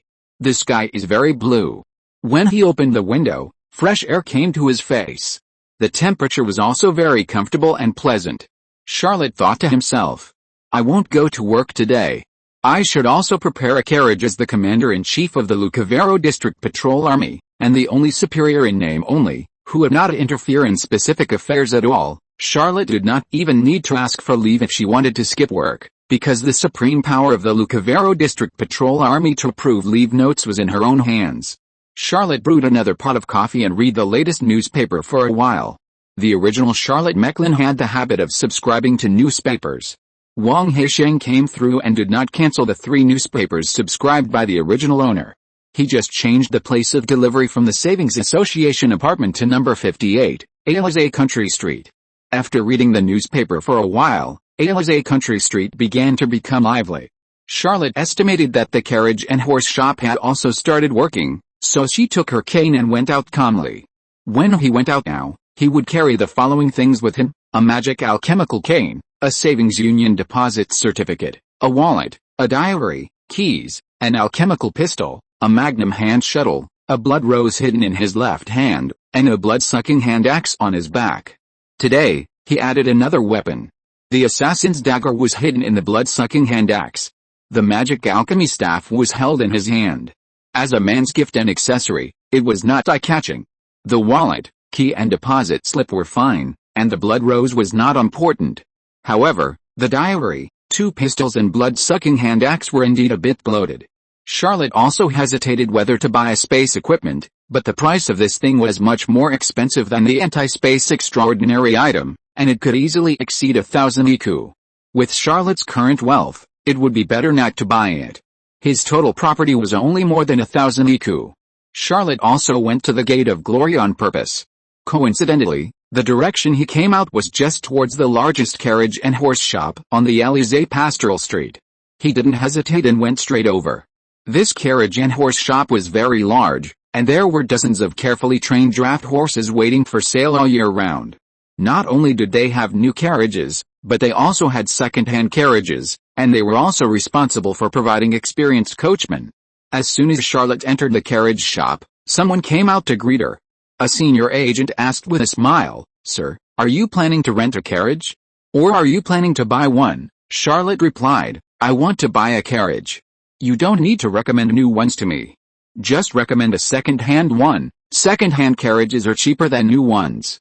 Most of them are around 30% off. Moreover, many second-hand carriages have been decorated. Unlike new carriages, you don't have to buy some small things such as cushions, carriage lights, reins, and ornaments." The agent of the carriage shop smiled and said, "What a coincidence. Recently, a noble gentleman wanted to change to a brand new model and sold his original carriage. This second-hand carriage was also purchased from our carriage shop when it was brand new. The original owner used it for only half a year. It is almost the same as a brand new one." Charlotte nodded, and under the guidance of the carriage broker, she soon saw the almost new second-hand carriage. It was a noble 4-wheeled carriage of the Fars Empire standard. In Fars and several major empires of the old continent, carriages were built according to 8 standard models: single, double, practical, comfortable, elegant, luxurious, extravagant, and noble. On Earth, they are probably electric single, old man's music, A0, A, B, C, D, E, or mountain, off-road motorcycle, small, compact, medium, medium-large, large, full-size. Except for single and double carriages, which are 2-wheeled, the rest are 4-wheeled. Noble carriages generally use large wheels with a diameter of 1.5 picometers, with a coachman's seat with a sunshade in the front and a luggage rack in the back. The carriage is generally 2x6 or 2x8 picometers, and the space is very spacious. Charlotte checked it and even used Insight to find nothing wrong with the second-hand carriage. She asked casually, "How much does it cost?" The carriage agent smiled and said, "When it was new, it was sold for 5 écus and 3 francs. Now it's only 4 écus." Charlotte said decisively, "Please help me get another one." Chapter 64, Mrs. Nancy. The purchasing power of 1 écu is equivalent to 18,900 RMB on Earth. 4 écus on Earth can buy a Bidkin plus honor. What technical content does a mere horse-drawn carriage have? It only has a carriage but no horses, and it doesn't even have a car computer system. Is it worthy of being sold at the same price as a Bidkin plus honor? The most important thing is that although Charlotte has never owned a carriage, she often rides in public carriages and often rides in the private carriage of the Brittany family. Of course, she knows that this thing is not that expensive. The carriage agent smiled and said, "Such a good carriage is hard to come by. Sir, please don't consider it again." Charlotte immediately raised her voice and said loudly, "Please change the agent for me." This voice immediately attracted the attention of many people. The carriage agent who received and blushed and lowered his voice and said, "Sorry, sir. Please allow me to apologize.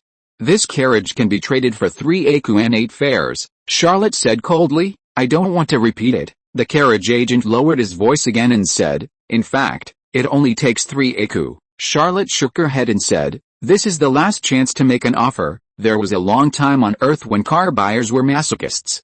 They could endure the indifference, contempt, price increases, and waiting for months in the store, but they had to buy a certain brand of car. Charlotte couldn't understand it very much. In his opinion, they were all products of industrialization, and no car had epoch-making technology. Just change a car. Why treat yourself like a dog? The carriages of this era did not have much technological content. A carpenter could take care of the entire process from logging to making carriages.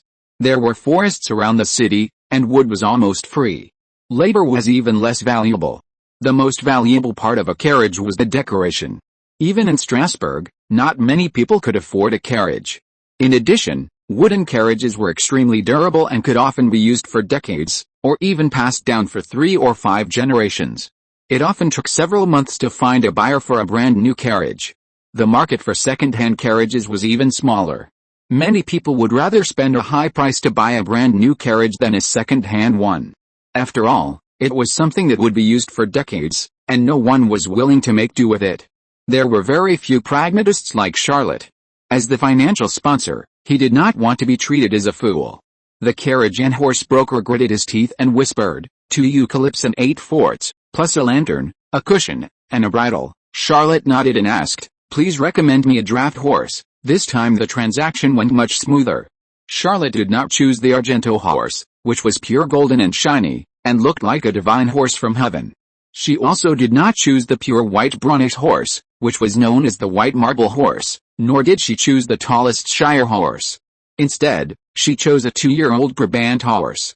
In this world, because horses are too expensive, the cost of raising horses is too high, and because of their extraordinary power, knights who represent high-level combat power appeared, but large-scale cavalry did not appear. Almost 90% of the horses were trained to be heavy draft horses. There is a saying in the Inglamer Empire. There are more horses for pulling carts than for riding.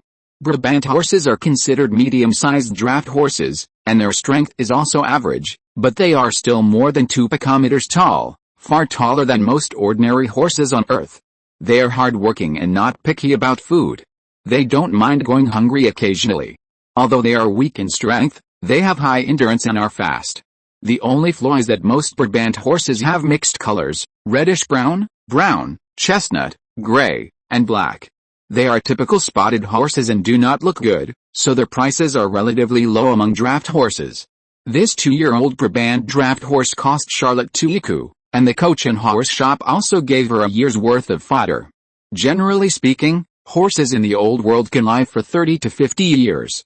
As long as they are well fed, they have a higher durability than carriages and can even provide services for more than 3 generations of owners. Charlotte's choice of carriages and draft horses has long been noticed. A middle-aged woman in her 30s, with a strong body and a resolute face like a man, wearing slightly old but clean clothes, stopped him and said, "Sir, do you need a coachman? I am very good at driving horses, and the salary is low. I can also help you with some odd jobs and cleaning. I need this job, can you please hire me?" Charlotte hesitated slightly, and the middle-aged woman whispered, "The gentleman next to you can vouch for me." The coachman hesitated for a moment and said, "This Mrs. Nancy has better skills than many male coachmen." Her previous employer was very satisfied with her skills and even gave her a lifetime contract. However, because of the investment in the gold mines in the New World, he lost all his money and had to sell his personal property to get through the difficulties. He also terminated the contract with Mrs. Nancy. Charlotte asked, "Madam, how much is your weekly salary?" Mrs. Nancy gritted her teeth and said, 85 centimes. The price was a bit expensive, but Charlotte did not object. She smiled and asked, "Would you accept a short-term trial?" Mrs. Nancy replied hurriedly, "I can." Sylvie Martin's weekly salary is 85 centimes, but Sylvie graduated from Behemoth National College. As a highly educated person, it is natural for her to receive this weekly salary. As a coachman, Lady Nancy's price is so high. There is only one possibility. She was originally a high-level coachman specially trained by a noble family. Most people would not use female coaches. This Lady Nancy might be the designated product of a noble lady. It is naturally difficult for a coachman with such a high weekly salary to find a new job in the market. You should know that Charlotte's weekly salary was only 1,70 centimes not long ago. The weekly salary of this Lady Nancy is almost half of the income of a 41st-class imperial civil servant. Charlotte chose old carriages and cheap draft horses because it is meaningless to buy these things at a high price. Apart from face, they cannot bring any improvement in enjoyment. But the enjoyment brought by a high-level coachman is not comparable to that of an ordinary coachman, so even though Lady Nancy's price is a little expensive, he plans to try it for a week. After paying all the fees, Charlotte happily sat in her own carriage.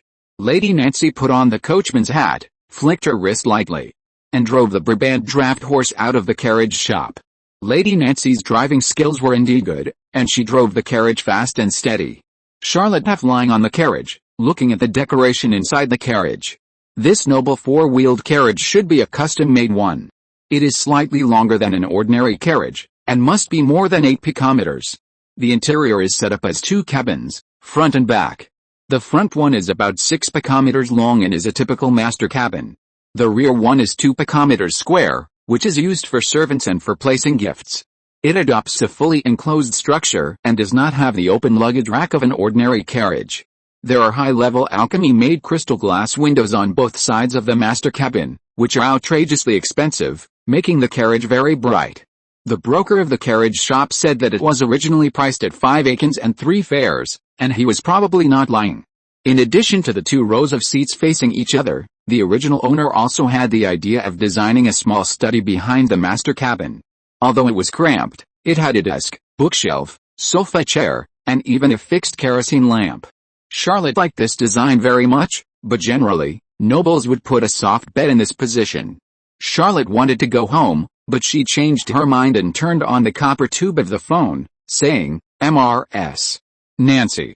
Go to Gorgias University." Chapter 65, Zephyr Goddess and Laurel Goddess. In the old world, dating is not a convenient thing. After all, this is a world without telephones and the internet. Every time, either Anne was waiting outside Kilmainham prison, or Charlotte went to Gorgias University to find someone.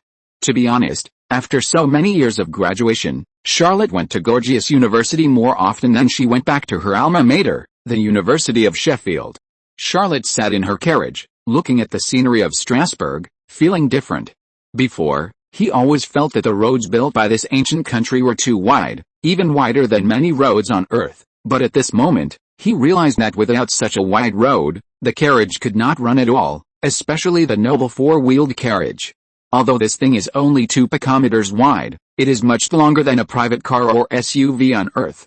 The size of the carriage is only slightly larger, but what about the horse pulling the carriage? In addition, the turning radius of the carriage is much less flexible than modern vehicles with various technologies. If there is no such wide road, the carriage cannot run to many places.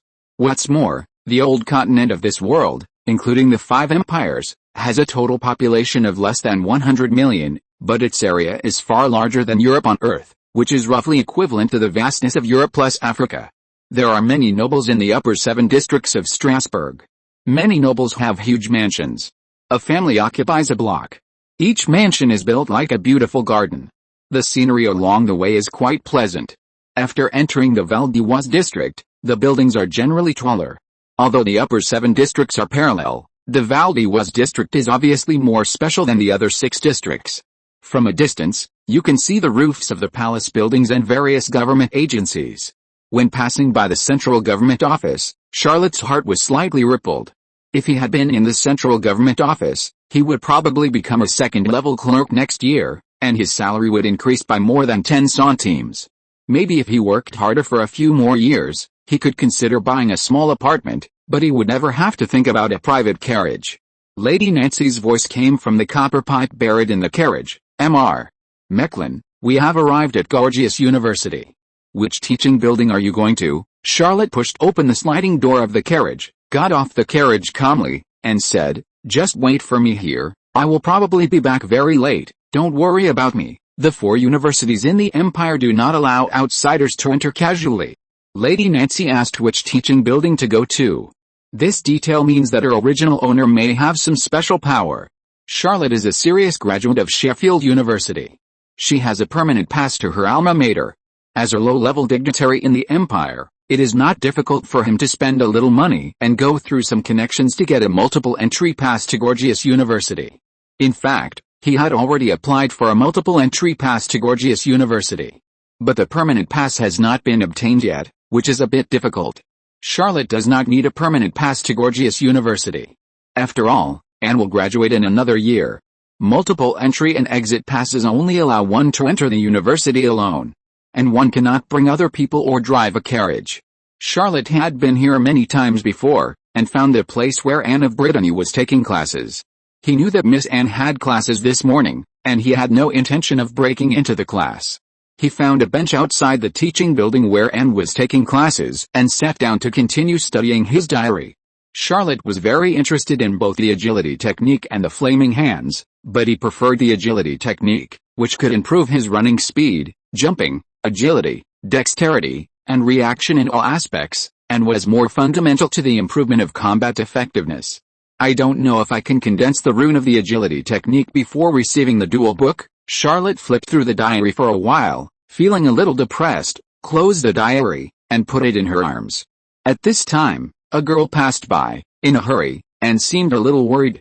She had a pair of blue eyes and a very beautiful appearance. She wore a hand-embroidered tea dress, which set off her slender figure and was as graceful as a daffodil. Her beauty is the kind that can easily become a big lady with millions of fans on major short video and live broadcast platforms on Earth just by her looks. Charlotte often comes to Gorgias University, and she knows this lady because she is so famous. Gorgias University has a tradition of selecting 12 goddesses from all the female students on campus. By the way, Sheffield University also has this tradition. Anna Breton is the Zephyr goddess of this year, and Dorothy Sumati is the crown goddess. That's right, this beautiful girl is also Menelman's cousin, and the Sumati family is a big family. Charlotte knew each other, but she didn't think Dorothy knew her, and didn't mean to say hello, just to appreciate the scenery passing by. But he didn't expect that when Dorothy passed by him, she stopped slightly and asked, "Is it Mr. Charlotte Mecklen?" Charlotte nodded in surprise and said, "How do you know me?" Dorothy said lightly, "It's no compliment to say that you can date the goddess of Zephyr and everyone in Gorgias University knows about it." Charlotte smiled slightly and said, "Miss Sumay, what can I do for you?" Dorothy seemed to be thinking for a long time before saying, "My brother and Anne's cousin are good friends in the army. Not long ago, Anne's cousin came to my house and mentioned you. Well, I won't repeat the original words, just tell you, there will be 2 high-level extraordinary people challenging you soon." Charlotte was shocked and her expression was slightly out of control. He didn't expect that 2 high-level extraordinary people would challenge him out of nowhere. He was about to ask what was going on. Dorothy turned around and walked away. He hurriedly said, "Thank you, Miss Sumay." Dorothy replied indifferently, "I just wanted to see your shocked expression, no need to thank me, and, the 2 of them are also at Gorgias University today." Charlotte wanted to turn around and leave immediately, but, out of the corner of his eye, he had seen Anne and a group of classmates leaving the classroom, waving at him from afar. Charlotte certainly couldn't just turn around and leave, because the consequences would be much more serious than facing 2 high-level transcendents head-on, so she could only bite the bullet and walk over. Anne asked curiously, "What did you say to Dorothy?" Anne was indeed very curious. When she came out, she saw Dorothy Sumay, her lifelong rival, talking to Charlotte. She really wanted to know what the 2 said. Charlotte didn't dare to lie, so she said honestly, "She said that her brother and your cousin are good friends, and the 2 of them are planning to duel with me." Anne's beautiful eyes suddenly widened. Chapter 66 The Class That Cannot Be Crossed. "Annie. Is this Mr. Mecklen?" Before Anne could figure out how to comfort Charlotte, she heard an unusually gentle voice. 2 young officers came side by side. Both were in their 20s, looking very proud and high-spirited. One of the young officers was extremely handsome, with short pure golden hair and emerald eyes, a slightly feminine temperament, and a little similar to Anne's appearance. Charlotte joined the patrol army, and her subordinates were all military positions. She had to make up for some military knowledge of the old world. She recognized the other party's shoulder ribbon rank, and it turned out to be a first-class warrant officer of the 24th grade. The 24th grade position is called an insurmountable class in the Empire. Ordinary civilians can never be promoted to this level, even if they are promoted step by step throughout their lives without making any mistakes and receiving additional commendations. The other young officer was sunny and amiable, strong and vigorous, with black hair and black eyes. He was born with an intimidating aura. He was a 5th-level military commander of the 25th rank, which was 10 levels higher than Charlotte's 3rd-level clerk. Without external help, Charlotte would have to endure at least 30 years before she would have the opportunity to reach such a position. Charlotte awkwardly performed an imperial salute and said, "I'm Charlotte Mecklen. Good afternoon, gentlemen." The young officer who looked somewhat similar to Anne stepped forward and said, "Anne entrusted me to help you duel with someone. Although I agreed, I also have a small request. If you can take 3 of my moves, I will help you unconditionally. If you can't take it, I will still help you, but please stay away from Anne in the future." Anne's face changed slightly, and said, "Cousin Claire, I can do without your help, Claire Breton smiled slightly and said, Mr. Mecklen, what do you think? Charlotte took a deep breath and said, I respect Anne's opinion, but I personally very much hope to fight with Mr. Brittany, a high-level extraordinary person like you. Charlotte knew what to do to earn points in front of the Breton family. He couldn't let Anne think that he was a coward, nor could he back down in front of Anne's cousin Claire and give him a bad impression. The most important thing is that there is absolutely no danger to life in a duel with Claire. He is about to face the duel invitation from the Fiery Horse Society. Having the experience of fighting with masters will be of great benefit to the upcoming duel. Charlotte is not on the habit of putting all his hopes on others. He still made preparations to fight himself. Claire raised his eyebrows and said to Anne, I won't hit too hard. The 5th-level military commander beside Claire stepped back and made way for the venue. Anne was a little anxious, but after looking at the two men, she finally stepped aside. This is Gorgias University. Almost all countries in the old world are martial. If Charlotte avoids this duel, it won't take long before she will have the nickname of a coward. On the contrary, losing a duel is a very common thing and will not damage her reputation. She also believes that her cousin will not hit too hard. Someone wants to duel, which is a very attractive thing in college. Soon there are dozens of students gathered here, and more students are coming one after another. Claire Brittany and Charlotte were more than 10 steps apart. But he did not take action immediately. He slowly took out a pair of white silk gloves and said, Do you mind? Charlotte shook her head and said, No. Claire put on the gloves and said, I personally have a little mysophobia. When I duel, I like to wear gloves to avoid direct contact with the enemy. Seeing that the other party had no intention of using weapons, Charlotte slowly activated Bloody Glory and said, I washed my hands when I came here just now. Claire smiled and said, Please take it. He looked gentle and elegant, and had a bit of feminine temperament, but once he moved, he was as fast as a hurricane. His hands were like sharp blades. He stabbed dozens of times in an instant, and the sky was full of phantoms of fingers like knives. Charlotte opened her inside in the first instant, and he judged in the second instant that he would definitely not be able to keep up with the hand speed of this blonde young officer, and his body turned into a ball of blood flame in the shortest time. Krell was born in Hattingen Thunder and Storm University. This university is different from the other three. It is the school with the most great knights. Whether it is Thunder Knight or Storm Knight, they are all the top knight inheritances in the old world. Although Sheffield University has dark breathing and black moon meditation, the most authentic inheritance of Lady Black Moon is not knight, but dark moon warlock. Gorgias University is favored by the god of elves.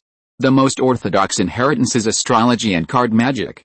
Anne Breton chose Dreamwalker, which is the extraordinary path of this department. By the way, the cat elf magic that Vinny Arson now is proficient in also comes from Gorgias University. Bloodflame State is immune to most physical attacks, but the knights from Hattingen Thunder and Storm University have more or less thunder or storm attributes in their fighting spirit. Charlotte did not intend to withstand Krell's knife, but tried to empty her body as much as possible. Under the stirring of fighting spirit, the blood flames were like flexible feathers, sticking to Krell's stabbing hands and floating lightly. Charlotte used the two superpowers of Insight and Angel's Thorn to the fullest. Although Krell attacked with his bare hands, he used the authentic knight swordsmanship of Hattingen Thunder and Storm University. Charlotte relied on insight, foreboding the changes in airflow, and the swordsmanship perception of the Asilo family brought by the Angel's Thorn to judge the changes in the opponent's swordsmanship. She actually survived a round under the attack of this 17th level knight. Krell was very surprised. Although he did hold back, he did not expect Charlotte to be able to walk through danger and avoid his fatal thunderstorm swordsmanship. He changed his thrust into a flick and slapped out with his palm. Charlotte was unable to react and was immediately bounced back dozens of steps. After all, the difference between the two sides was more than 10 levels. If Claire was serious, he could definitely kill Charlotte in an instant, but after he bounced Charlotte away, he did not attack again. He took off his gloves, activated his fighting spirit, and shook it into fine dust. He asked, "Did you choose Bloody Glory in college?" Charlotte recovered her human body and her face was a little pale. Claire was worthy of being a 17th level knight. Although he avoided the opponent's thrust with his Insight and Angel's Thorn, it was like dancing on the tip of a knife. The blood flame transformation was still affected by the residual power of Claire's fighting spirit and suffered a little injury. If we meet on the battlefield, my insight will hardly be of any use. Even if I predict the direction of the opponent's attack, I will have no way to resist. Although the angel's thorn contains the swordsmanship of the Asilo family and the moves are exquisite enough, my level is too low. Charlotte took a deep breath, and the bloody glory slowly flowed, trying to expel the remaining fighting spirit in her body, and replied, "Yes, I chose bloody glory." Chapter 67 Abner and I will take the duel for you. Claire glanced at Anne, waved his hand, and said, "Let's talk somewhere else." He pointed at another young officer and said, "Abner Sumani.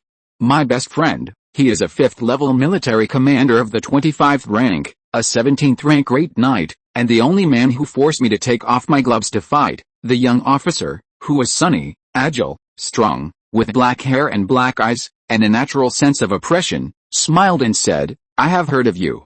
A loyal subordinate of my cousin." Charlotte laughed awkwardly and did not dare to respond. He couldn't say in front of Anne that he was an admirer of Mecklenburg, the first rose of the empire. That would show too low EQ.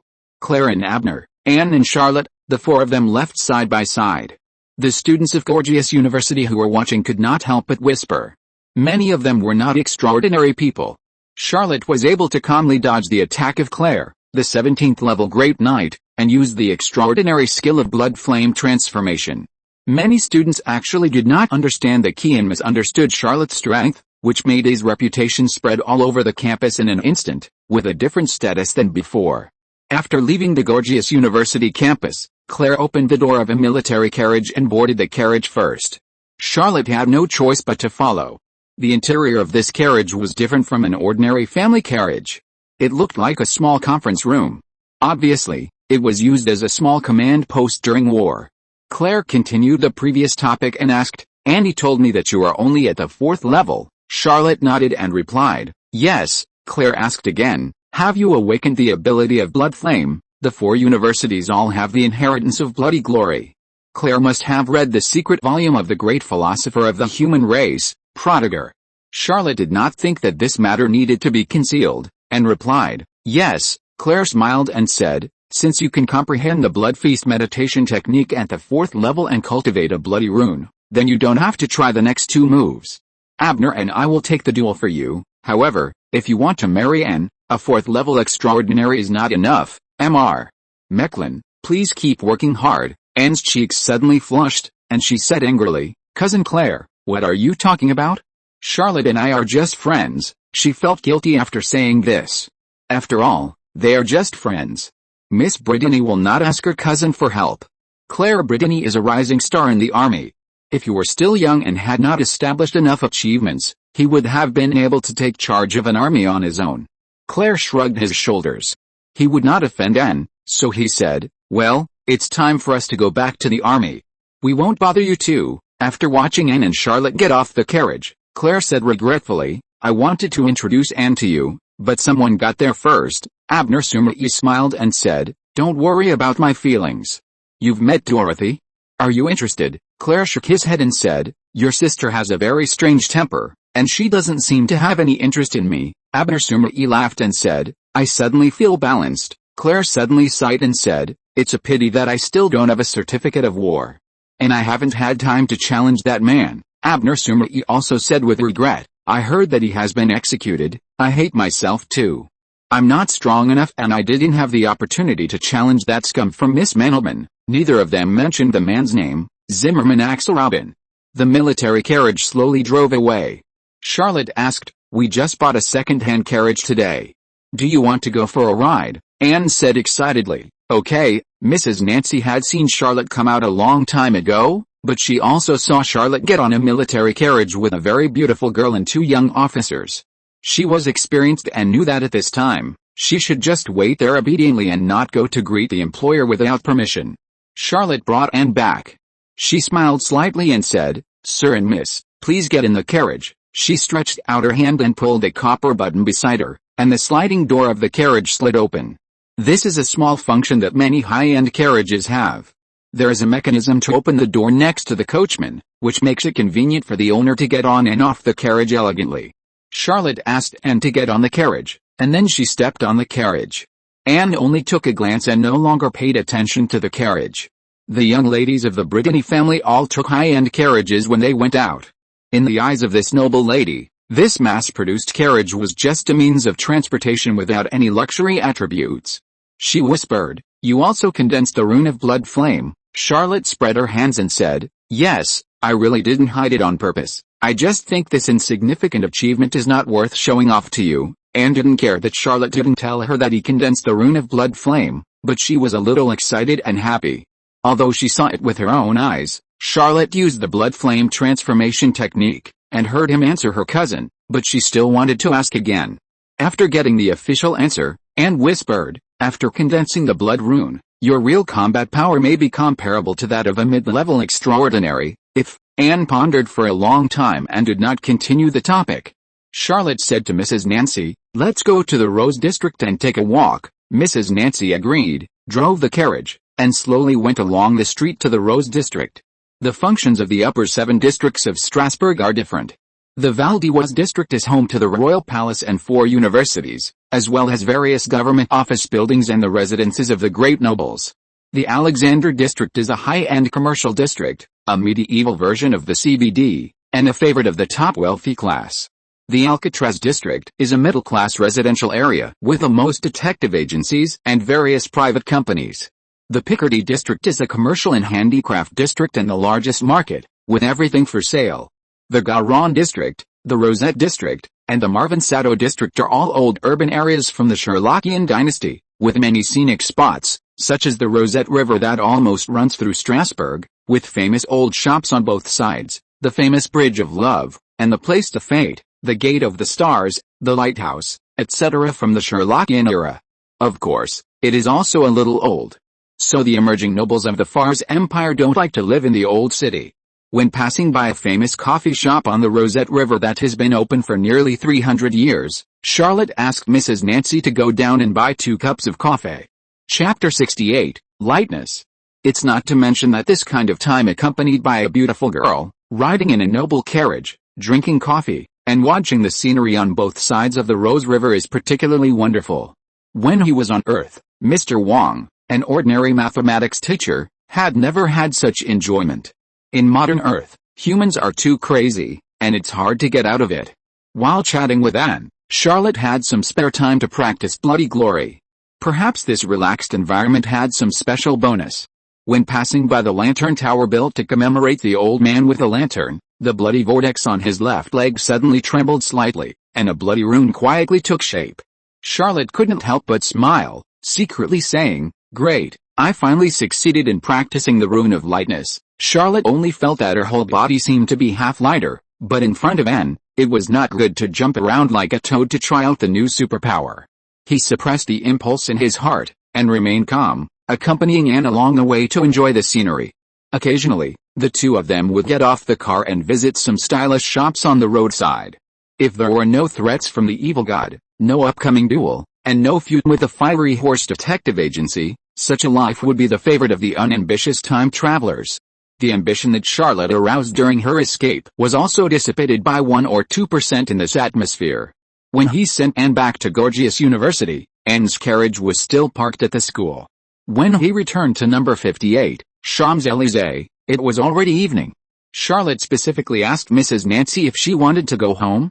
Mrs. Nancy said that she could live at home, and she only needed to take half a day off every week. Charlotte was a modern person after all. She noticed the problem and asked, "Mrs. Nancy, do you have any family members who need to be taken care of?" Mrs. Nancy said with a little embarrassment, "I have a son." Charlotte asked, "Is he still in school?" Mrs. Nancy's eyes dimmed and said, "He has dropped out of school for more than half a year." Charlotte smiled and said, "I am still in need of a little errand boy. Let your son help me with some chores." Mrs. Nancy was overjoyed and said a lot of words of thanks. After asking Charlotte if she would go out, she drove the carriage away from number 58, Champs-Élysées, to move her own gifts. Charlotte was not afraid that the newly hired coachman would never come back. The carriage and horse shop provided a guarantee service, and he himself was a senior member of the patrol army. Usually, the patrol army had a low efficiency in solving cases, but for the case of his superior, the efficiency would definitely be high. The patrol army in other districts would also cooperate. After all, this was an internal case. Being alone, Charlotte could no longer hold back. She went to the yard and activated the rune of agility. She jumped lightly and actually jumped to a height of 7 or 8 meters. This height was already very scary. Even some antelopes, which were known for their jumping skills, could only reach this height. Charlotte bent her body and quickly turned around in the yard. The speed was so fast that it was almost as if her feet were not touching the ground. She came to a world dominated by fantasy, but it felt like she had the ability of agility. Charlotte repeatedly practiced agility in her own yard and became more and more satisfied with this ability. The consumption of agility on Bloody Glory was very low. He was a 4th level extraordinary and could activate agility for almost a whole day. Mrs. Nancy came back soon. As a coachman, she certainly did not have a residence upstairs, but found a place in the basement and set up a bed. Although Charlotte was a little reluctant, this is not Earth. If he let Lady Nancy live upstairs, the gossip about his love for strong female coachmen would spread like wildfire, and even affect Anne of Brittany's impression. And this kind of kindness did not substantially improve Lady Nancy's situation. At most, it would satisfy the Traverser's slight awkwardness. Charlotte was not an awkward person, so she just felt a little bit reluctant and followed the local customs. With a carriage, it was indeed much more convenient. It happened to rain the next day, and Charlotte took a carriage to number 1 Falcon Street. Looking at the rain outside the window, she felt quite happy. Of course, if there was no carriage, he would definitely not go to work today. After all, in the Lucavero district, he was the boss of the patrol army. Charlotte nominally had more than 700 people under his command, of which more than 100 were adventurers recruited by himself, and Dubin brought more than 100 patrol soldiers. The actual number of people that could be mobilized was 260 to 270. When he arrived at number 1 Falcon Street, there were more than 190 patrol soldiers, and 70 to 80 of them asked for leave or were absent from work. Charlotte knew that it was not the time to worry about this matter yet. He had obtained documents from more than 170 patrol soldiers in the Lucavero district from the General Office of the Central Government. Although the quota of more than 30 of them was a trick, there were still a few extra documents after completing the procedures for his adventurers. Charlotte first applied for a patrol soldier identity for Mrs. Nancy, but Mrs. Nancy could only handle the lowest level position. As a first-class private soldier of the 53rd rank, joining the patrol army, the weekly salary was only 35 centimes, which could not fully cover the salary expenditure. Charlotte had to pay 50 centimes out of her own pocket. Ordinary coachmen would definitely not be so expensive, and Charlotte didn't know why Mrs. Nancy was so expensive. But, who cares? After the probation period, if you are not satisfied, just fire her. Whether it is a private employee or an imperial civil servant, they are not people who cannot be fired. The Fars Empire has no laws and regulations to protect workers. Just like he was still a first-class clerk at the time, and was considered a low-level noble in the empire, but he was still fired from his public office by Magru Teller. Charlotte handled some official business a little.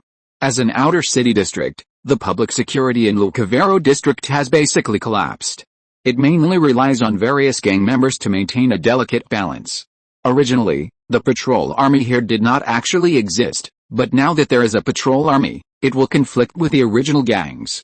However, at present, except for Dubin who is more active in doing things, the rest of the patrol army is muddling along.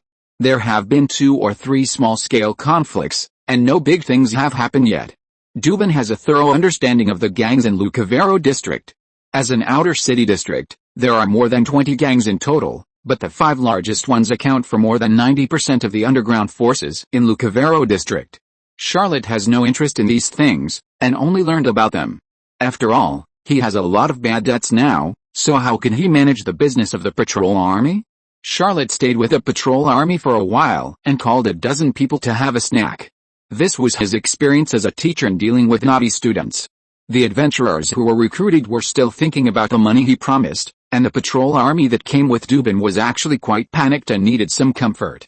If you're listening to this novel on a channel other than Fanfic World, it means they downloaded and uploaded it without effort. We cordially invite you to visit our channel, Mundo Fanfic Novelis. There you'll find the original version of this story and you can explore many other novels of various genres. We're waiting for you to immerse yourself in a world of incredible novels. Chapter 69, Snipe Her at the Middle Gate. After lunch, Charlotte happily left work. Strasbourg, which had just rained, had a very muddy road. After all, this was not Earth. Even the palace was not all hardened, not to mention the streets. This road condition was not suitable for a date. After all, Miss N was a noble girl and could not get dirty on the ground. Charlotte was going to go home directly and continue studying her diary. He no longer had the excitement he had when he first bought the carriage. On the way back to number 58, Champs-Élysées, he no longer appreciated the scenery and took a nap for a while. Suddenly, the bloody vortex between Charlotte's eyebrows vibrated, and insight was automatically turned on. He saw a familiar fat man with a big belly dozens of steps away. The large-sized military uniform on his body was round and a little torn. His face was full of anger. He was raising his left arm high and across his chest. He held a thunder gun in his right hand and placed it on his left arm. He was aiming at himself and preparing to shoot. Fuck, Magruteller? How did he get out? The former warden of Kilmainham prison should be locked up in the prison, not working as a part-time assassin here. Charlotte didn't have time to think about it. She stretched out her hand to push open the door of the carriage, hooked the upper edge of the carriage, and flipped over like a cat to climb onto the roof of the carriage. She took out the anti-space long-range rifle from the alchemical staff, threw the staff down, stepped on it to prevent herself from falling off the carriage, knelt on one knee, took a standard shooting posture, and pressed the magic-breaking armor bomb at the same time. With a light agility technique she had just practiced yesterday, she completed the whole process within 1 second, and then pulled the trigger without hesitation.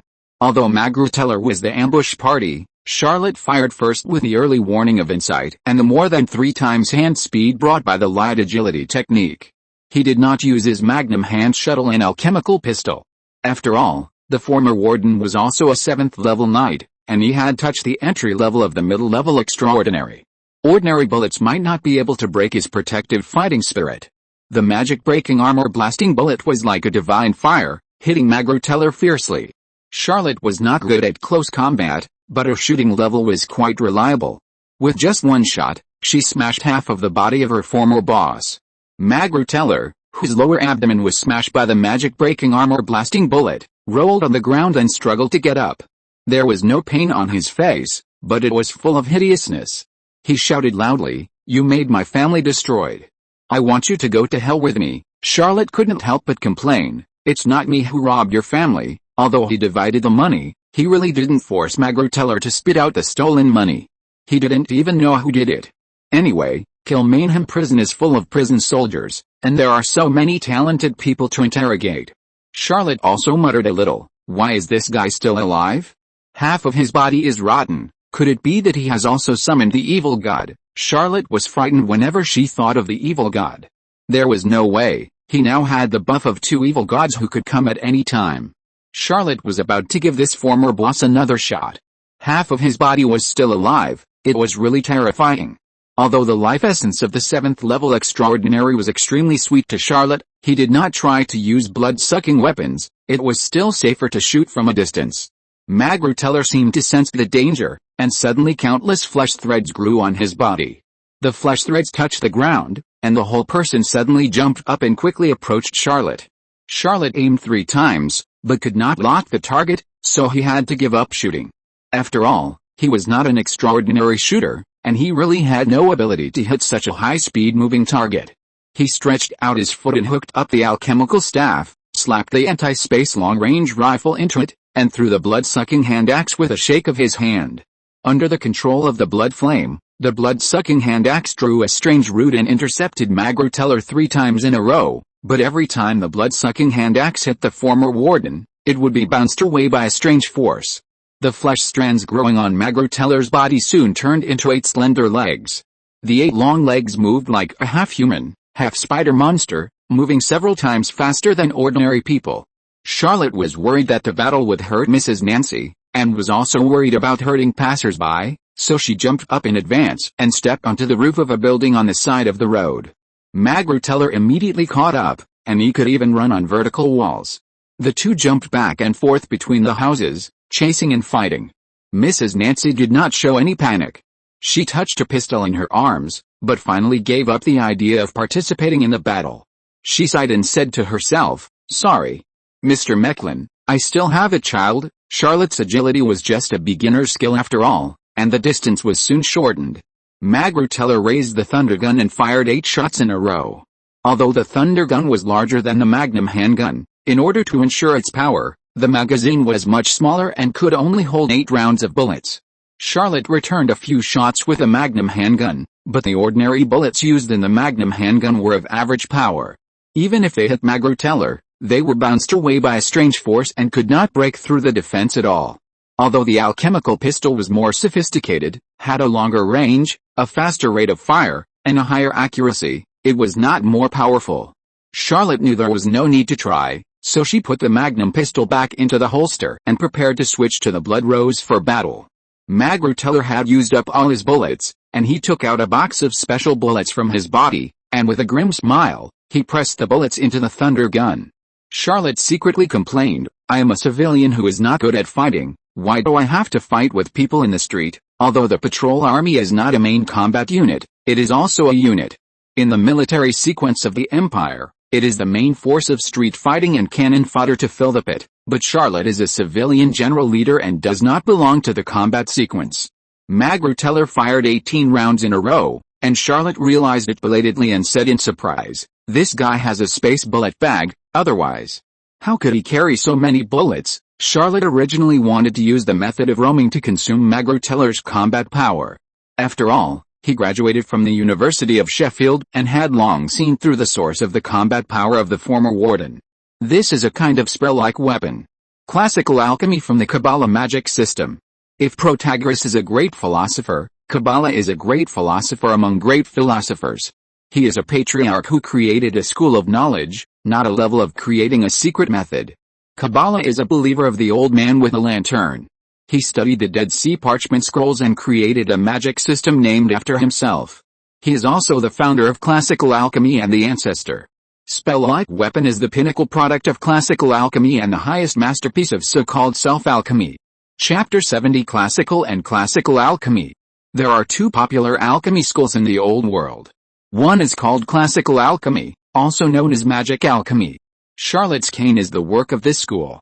The highest achievement is called self-alchemy, which turns oneself into a strange thing. For example, Magruteller is now half man and half spider. Even though his lower body has been blown to pieces, he still refuses to die. The followers of the old man with the lantern did not establish a university. This school is spread in secret. Although Charlotte has read some documents, she does not know much about the Kabbalah magic school, nor does she know how to break the cursed weapon. Another faction is called classical alchemy, which was founded by another great human philosopher, Hermes. Hermes is a believer in the god of machinery and alchemy, so classical alchemy is also called mechanical alchemy. Anti-space technology and long-range sniper rifles are the works of classical alchemy. The highest work of this faction is artificial gods. Although the followers of the god of machinery and alchemy did not found a university, the great philosopher Hermes was a professor at Hattingen Thunder and Storm University, so all 4 universities have courses in classical alchemy. When Charlotte was in college, he also envied the splendor of alchemy, but although he was born in a merchant family, it was his eldest brother who managed the family finances. Alchemy was a well-known bottomless pit of cash, and his family could not provide him with a huge amount of money to learn such a wasteful thing. What's more, he has never shown his talent on the extraordinary path, and he can't even practice fighting spirit well. His family doesn't believe that he can achieve anything in alchemy. Fortunately, even in the 4 universities, there are not many people who can afford to study alchemy. When Charlotte was in school, he was quite calm. At this time, he saw the high-end products of classical alchemy. In addition to being hunted down, he was a little regretful that he couldn't take the spoils. The spell armor is rooted in the user's body and soul. In a sense, the user's body and soul are also one of the materials of the spell, and they cannot be separated at all. If the user dies, the spell armor will be destroyed. Magruteller understood very early that he could not go far on the path of transcendence, and that the 7th level knight might be the upper limit of his life. That's why he spent all his money to ask the alchemist master, Secret 13, to tailor this set of spell armor for himself. He saw that Charlotte was agile and missed her continuous shots. He threw away the thunder gun in his hand, and a huge axe appeared in his hand. He laughed grimly and rushed up with a howl, and his speed was even faster than before. Charlotte didn't want to be passive all the time. She condensed her bloody glory and swung her alchemy staff, which brushed against the chopped huge axe, but didn't take it head-on. Although Charlotte was also a 4th level transcendent and had refined 4 bloody runes, and was proficient in 4 magical arts, insight, blood flame, angel's thorn, and agility, her arm was still numbed by the huge force, and she couldn't help but exclaim, "How strong is this guy?" Magruteller had completely transformed into half-human, half-spider monster, wielding an axe like the wind. Although his axe skills were not very sophisticated, combined with his unparalleled strength, he made Charlotte sweat profusely. He swung the huge axe, slashing and hacking wildly, while shouting, "Do you know? Once the spell armor is activated, there will be no recovery in this life. I can never restore my human form. It's all your fault." Charlotte pointed her alchemical staff and performed the agility spell, leaping more than 10 meters away. She thought to herself, "Without the spell armor, you should be dead by now," but there was no need to play tricks on the other party at this time, and shouted in a deep voice, "Why are you seeking revenge on me? I have no hatred against you." Magruteller was furious and shouted, "If you hadn't shouted that I framed Mandelman, how could I have been abandoned by the higher-ups, removed from the position of warden, and imprisoned in the prison? The people imprisoned in Kilmainham prison are all garbage, and those damn prison soldiers are also garbage.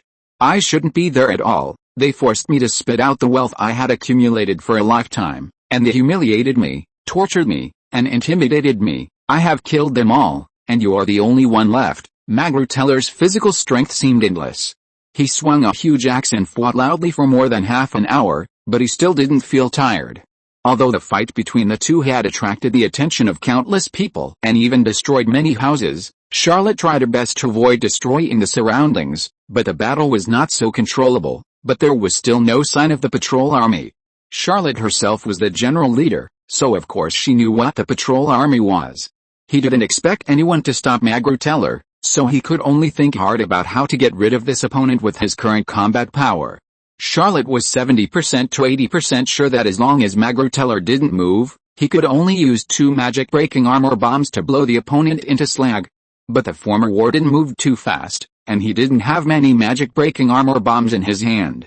Lord Leo had given him a total of 20 rounds at the beginning. Once they were all used up, there would be no more, so he didn't dare to shoot randomly.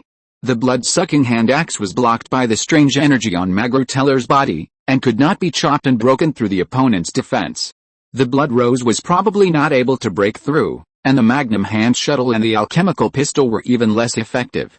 Charlotte thought of 7 or 8 strategies in an instant, but it seemed that none of them was really useful.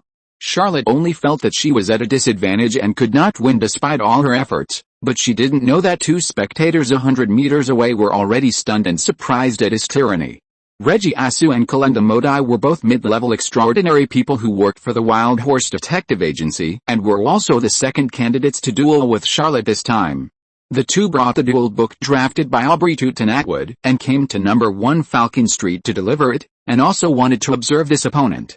Although according to the information, Charlotte is only a 4th level extraordinary, and she is still taking the bloody glory route with relatively mediocre combat power in the early stage, but after all, she had a brilliant record before, killing 8 detectives from the Fiery Horse Society, including Winterburn, who is also a 4th level extraordinary.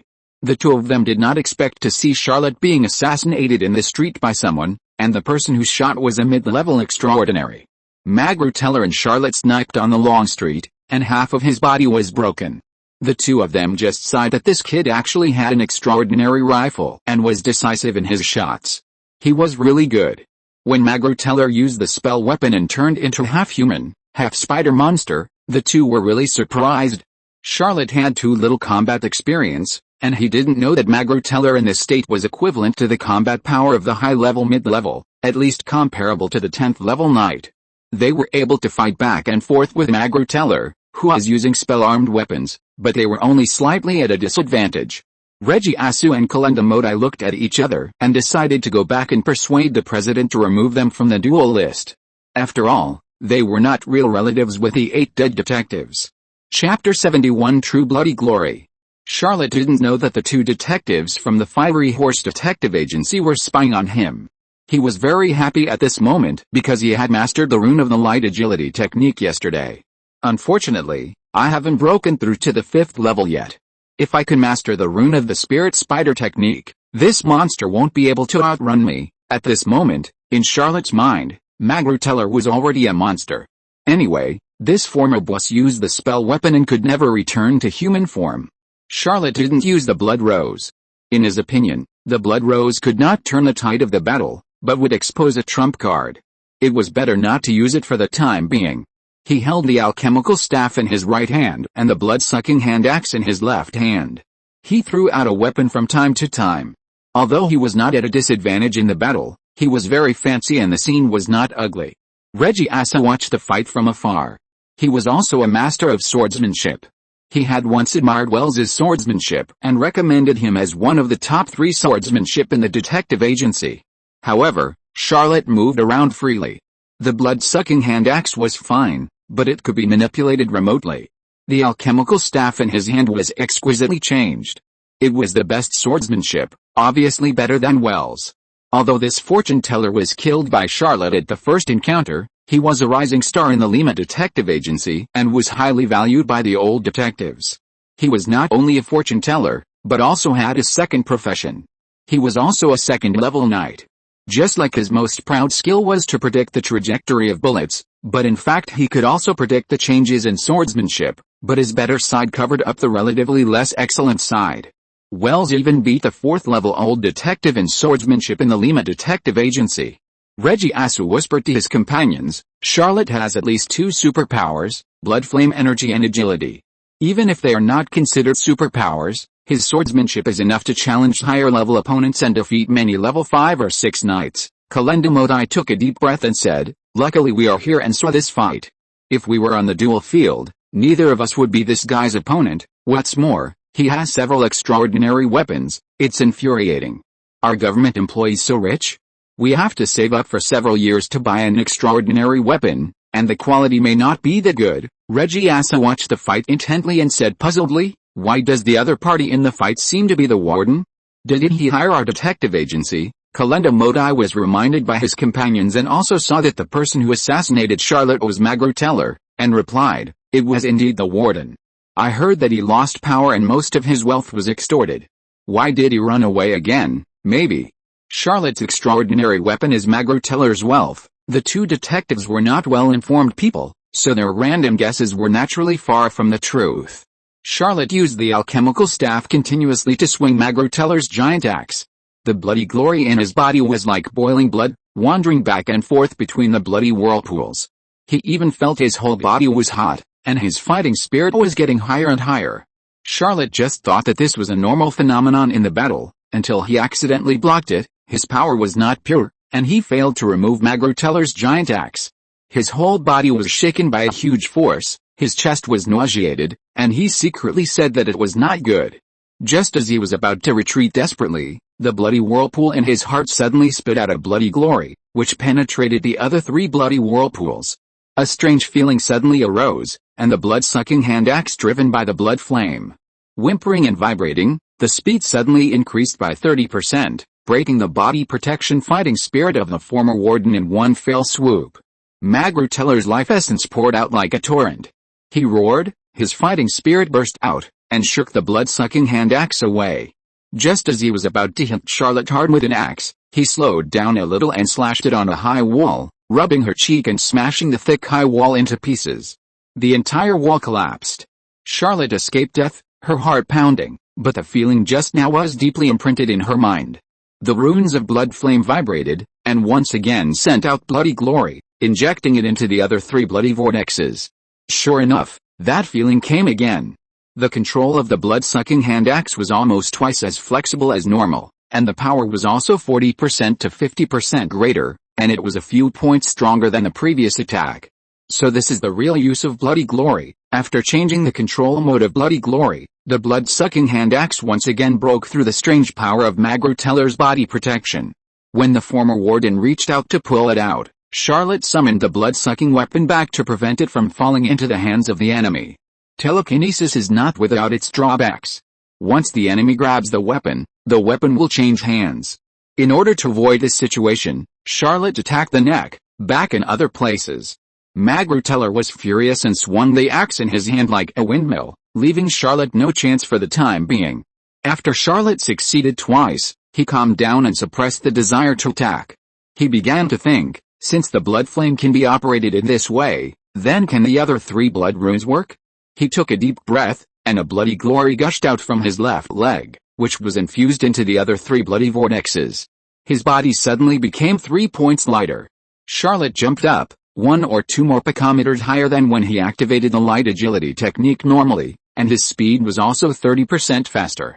Magruteller chased angrily, but each axe could only hit the phantom. Charlotte was overjoyed and exclaimed, "So this is how to use bloody glory. I was using it the wrong way. Why didn't I find this trick in the Protagoras scroll?" Charlotte didn't know that the apprentices who practiced bloody glory usually had to open 6 or 7 bloody vortexes before they could start practicing the blood feast meditation method and comprehend the bloody runes. Practitioners at that level naturally knew the techniques to connect many bloody vortexes and amplify bloody glory. Every time he opened a bloody vortex, he cultivated a bloody rune. He took a different path from others, but he didn't know this entry-level trick. After realizing the trick of using bloody vortexes to amplify superpowers, Charlotte's combat power suddenly increased. Seeing the opportunity, he swayed and moved closer to Magruteller. The blood rose spewed out from his palm and pierced the head of the former boss from a strange angle. Although he was armed with a spell, his vital part was pierced, and the blood rose was a blood-sucking weapon. Magruteller's cheek collapsed visibly, and his entire head exploded into a ball of blood mist. Charlotte put away the magic rapier and watched Magruteller's headless body fall to the ground. The spell backfired, and his body disintegrated inch by inch, and finally turned into ashes. She couldn't help but sigh secretly. The other party didn't have to die, and didn't even have to fall into this situation, but he insisted on joining one side and intervening in the fight between the great nobles. Chapter 72 Promotion to Level 5. If Magruteller had not wanted to investigate Menelman behind the scenes, and had not forced Charlotte to betray her senior, no one would have been able to shake his position, and he could have stayed in the lucrative position of warden. Charlotte also didn't understand why there were always people in this world who would do anything to climb up. That was fine, they always only saw the possible benefits, but never considered how miserable they would be if they were backfired. Magruteller's background was not good. If the former warden had a little background, he would not have been left without help after he lost power, and he would not have been treated so badly by several prison soldiers. He was able to climb to the position of warden of Kilmainham prison. I wonder how much he paid and how much hardship he had to go through? Now his family is broken up, which is hateful, but also a bit sad and lamentable. Charlotte had only a bookish concept of the nobility of the feudal dynasty, but after meeting Anne's cousin Claire Brittany and Abner Sumay, she knew that learning from books is shallow, and you must practice to know it is indeed a wise saying. In this world, nobles and civilians are completely different. He really didn't believe that these 2 young officers could become the 17th-ranked knights completely by their own strength. One was a first-class warrant officer at the 24th level at a young age, and the other was slightly inferior, but also a 5th-class commander at the 25th level. Although they were hostile, Charlotte knew deeply that Aubrey Teutonic Atwood, the president of the Fiery Horse Detective Agency, and Magruteller, the warden, were the upper limit of what ordinary people could achieve. After Magruteller died, his body was backfired by the curse and turned into ash, leaving only a small black mass on the ground. Charlotte walked up and kicked it twice, but didn't recognize what it was. He didn't have much contact with alchemy in college. Just as he was thinking, should he crush the last remains of Magruteller with 1 foot, or pick them up and ask someone to identify them? To be honest, he was somewhat resistant to the things that were extracted from the dead body. An anxious voice said, "Sir, can you sell me the magic debris under your feet?" Charlotte looked up and saw 2 men. He didn't know them, but he recognized the black coats they were wearing. It was the logo of the Fiery Horse Society. Charlotte said with some interest, "How much do you want?" The person who spoke was Regiasu. He recognized the magic debris at a glance. Although the magic weapons were all destroyed, the debris could be processed to obtain some magic materials. He had wanted to ask the alchemist master to help him build a set of magic weapons for a long time, but he hadn't collected all the materials yet. Even if he couldn't use this thing, he could use it to trade with others. Alchemy materials were in short supply, and many people didn't accept eco at all, only bartering. Regiasu calculated for a while and answered, 10 ecu. Charlotte smiled and said, "I graduated from the University of Sheffield." Charlotte was not showing off her alma mater, but was telling the other party that he was very knowledgeable, even though he really didn't know what it was. The golden signboard of the University of Sheffield really worked. Regiasau calculated for a moment and said, 25 EQ. This is the highest price I can offer. Maybe you can sell it to those merchants for a slightly higher price, but they still need to identify and evaluate it, which will be very cumbersome. You may not get the money for half a month. Charlotte agreed with the other party's statement and said, cash. Regiasau nodded, asked his companion to stay, and turned away. Half an hour later, he came back with a purse, which contained banknotes that had just been taken out from the savings union. Charlotte counted them and verified the authenticity of the banknotes using the method taught in school. She said with satisfaction, this ball of stuff is yours. The two completed the transaction and left with what they needed. Kalendamodai looked back and saw Charlotte, who had already returned to the carriage. He whispered to his companions, he should have recognized us. Regiasau smiled and said, but he pretended not to recognize us, didn't he? Kalendamodai said with some envy, with this pile of spell debris, you should be able to complete the set of spell-like weapons. Regiasau nodded excitedly and said, in a few days, I may need some money. Can you lend me some to make ends meet? Kalendamodai spread his hands and said, we have been colleagues for many years. There is no problem in borrowing money. Charlotte returned to the carriage and said to Mrs. Nancy, go back to number 58, Chrysler Avenue. The carriage started slowly, but Charlotte fell into the study of bloody glory. After combat verification, he found that bloody glory is not directly stimulated, but stimulated through each bloody rune and transported to another bloody vortex. Each one can increase the power by 10%. He opened 4 bloody whirlpools, which means that each magic trick activated by a bloody rune can increase the power by 30%. Now he finally understood why Protagoras was undefeated and became the nemesis of the blood race. This great human philosopher must have opened 13 bloody whirlpools. In other words, each of his magic tricks increased by 120% in an instant. In the same realm, who can resist an enemy whose power suddenly doubled? Charlotte, who had comprehended this secret method, tried to digest the life essence he swallowed with a new method, and it was indeed much faster than before. Magruteller was a 7th level knight with strong vitality. When he returned to number 58, Élysée Pastoral Street, Charlotte's right leg trembled slightly, and he finally activated the 5th bloody whirlpool. In other words, Charlotte finally promoted to the 5th level extraordinary. The next morning, Charlotte had just gotten up when she heard a knock on the door. Mrs. Nancy hurried up from the basement, asked about the situation, and opened the door. Anne rushed into the house like a whirlwind and went up to the 3rd floor without any ladylike reserve. Before Charlotte had put on her clothes, she saw Anne rushing into the room. The noble lady was panic-stricken and said, oh no. My cousin and his army have been temporarily mobilized and have already set off to the front line. He specifically sent someone to apologize to me and said that he can't fight for you. Charlotte was also surprised, but she calmed down immediately. After all, she didn't rely too much on external help. She smiled and said, Miss Anne, thank you for letting me know. Although I am also very sorry, I can sympathize with Claire and Abner. After all, they are soldiers and must obey the orders of the country. My matter is just a private duel and cannot interfere with the safety of the country. Their choice is right. Anne also knew that there was no reason to talk about the mobilization of the army, and her cousin and Abner had no choice, but she didn't want Charlotte to be in danger, and said worriedly, what can we do? You can't deal with high-level extraordinary people. Charlotte also knew that there was no way she could beat a high-level extraordinary person in a duel, unless the duel was in the Machupi fortress. He now missed this fortress that had been transformed into a maze. Chapter 73, Spiritualism and Cat Transfiguration. Charlotte put on his clothes first.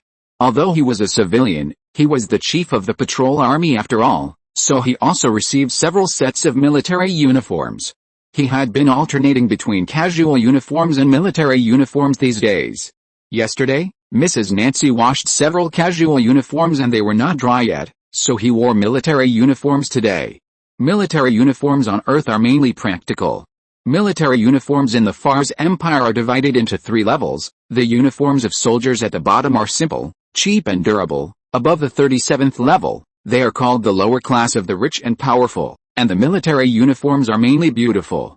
The Fars Empire has a team of special fashion designers in charge. In terms of style, they are extremely handsome. Above the 24th level, they are called the insurmountable class. The military uniforms are all extraordinary sets, and each piece can be called a family heirloom. Although Charlotte was not a military fan in her previous life, she still liked the imperial military uniforms after traveling to the Fars Empire. When he changed into his military uniform, Anne's eyes lit up. When Charlotte went to date him, she usually wore casual clothes. This was the first time she saw Charlotte Skin in military uniform. Charlotte, who was already very handsome, looked even more heroic and majestic after changing into military uniform. Anne was only slightly obsessed with Charlotte's beauty for a short while, and she couldn't help but start to worry again. Charlotte first asked Mrs. Nancy to prepare coffee and took Anne to the terrace. It was he who was going to duel and comforted the noble lady and helped her build up her mentality. Without Krell and Abner, it's not the end of the world. I have cultivated several bloody runes, mastered the magic of bloody glory, and have 2 extraordinary weapons. Even ordinary mid-level extraordinary weapons can't do anything to me. There is also good news to tell Miss Anne. I just got promoted to the 5th level. Charlotte did everything she could to make Anne relax a little. When she heard that Charlotte had been promoted to the 5th level, she was surprised and shouted, "How could you do it so quickly?" Charlotte shrugged her shoulders and said, "Maybe it's because of too much pressure. I'm not talking about duels. It's the desire to continue to associate with Miss Anne forced me to move forward and not stop." Anne's pretty face flushed slightly, and she lowered her head slightly, revealing the charming posture of a young girl.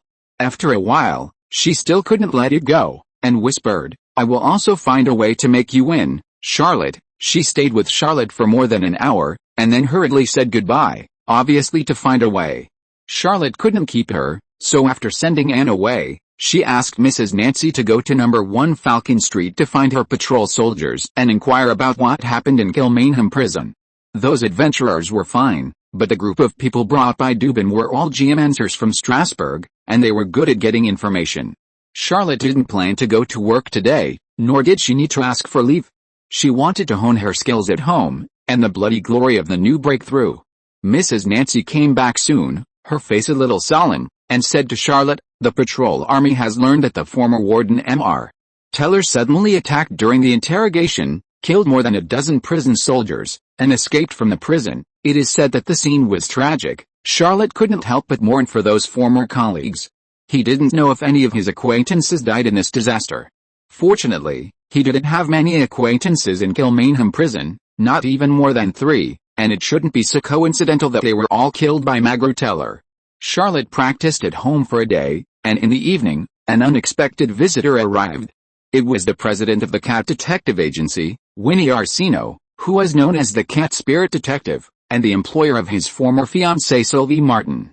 The female detective had a complicated expression on her face, and she said straight to the point, "I'm here to deliver a duel book for someone. Your duel with the former warden was seen by 2 detectives from the Fiery Horse Detective Agency.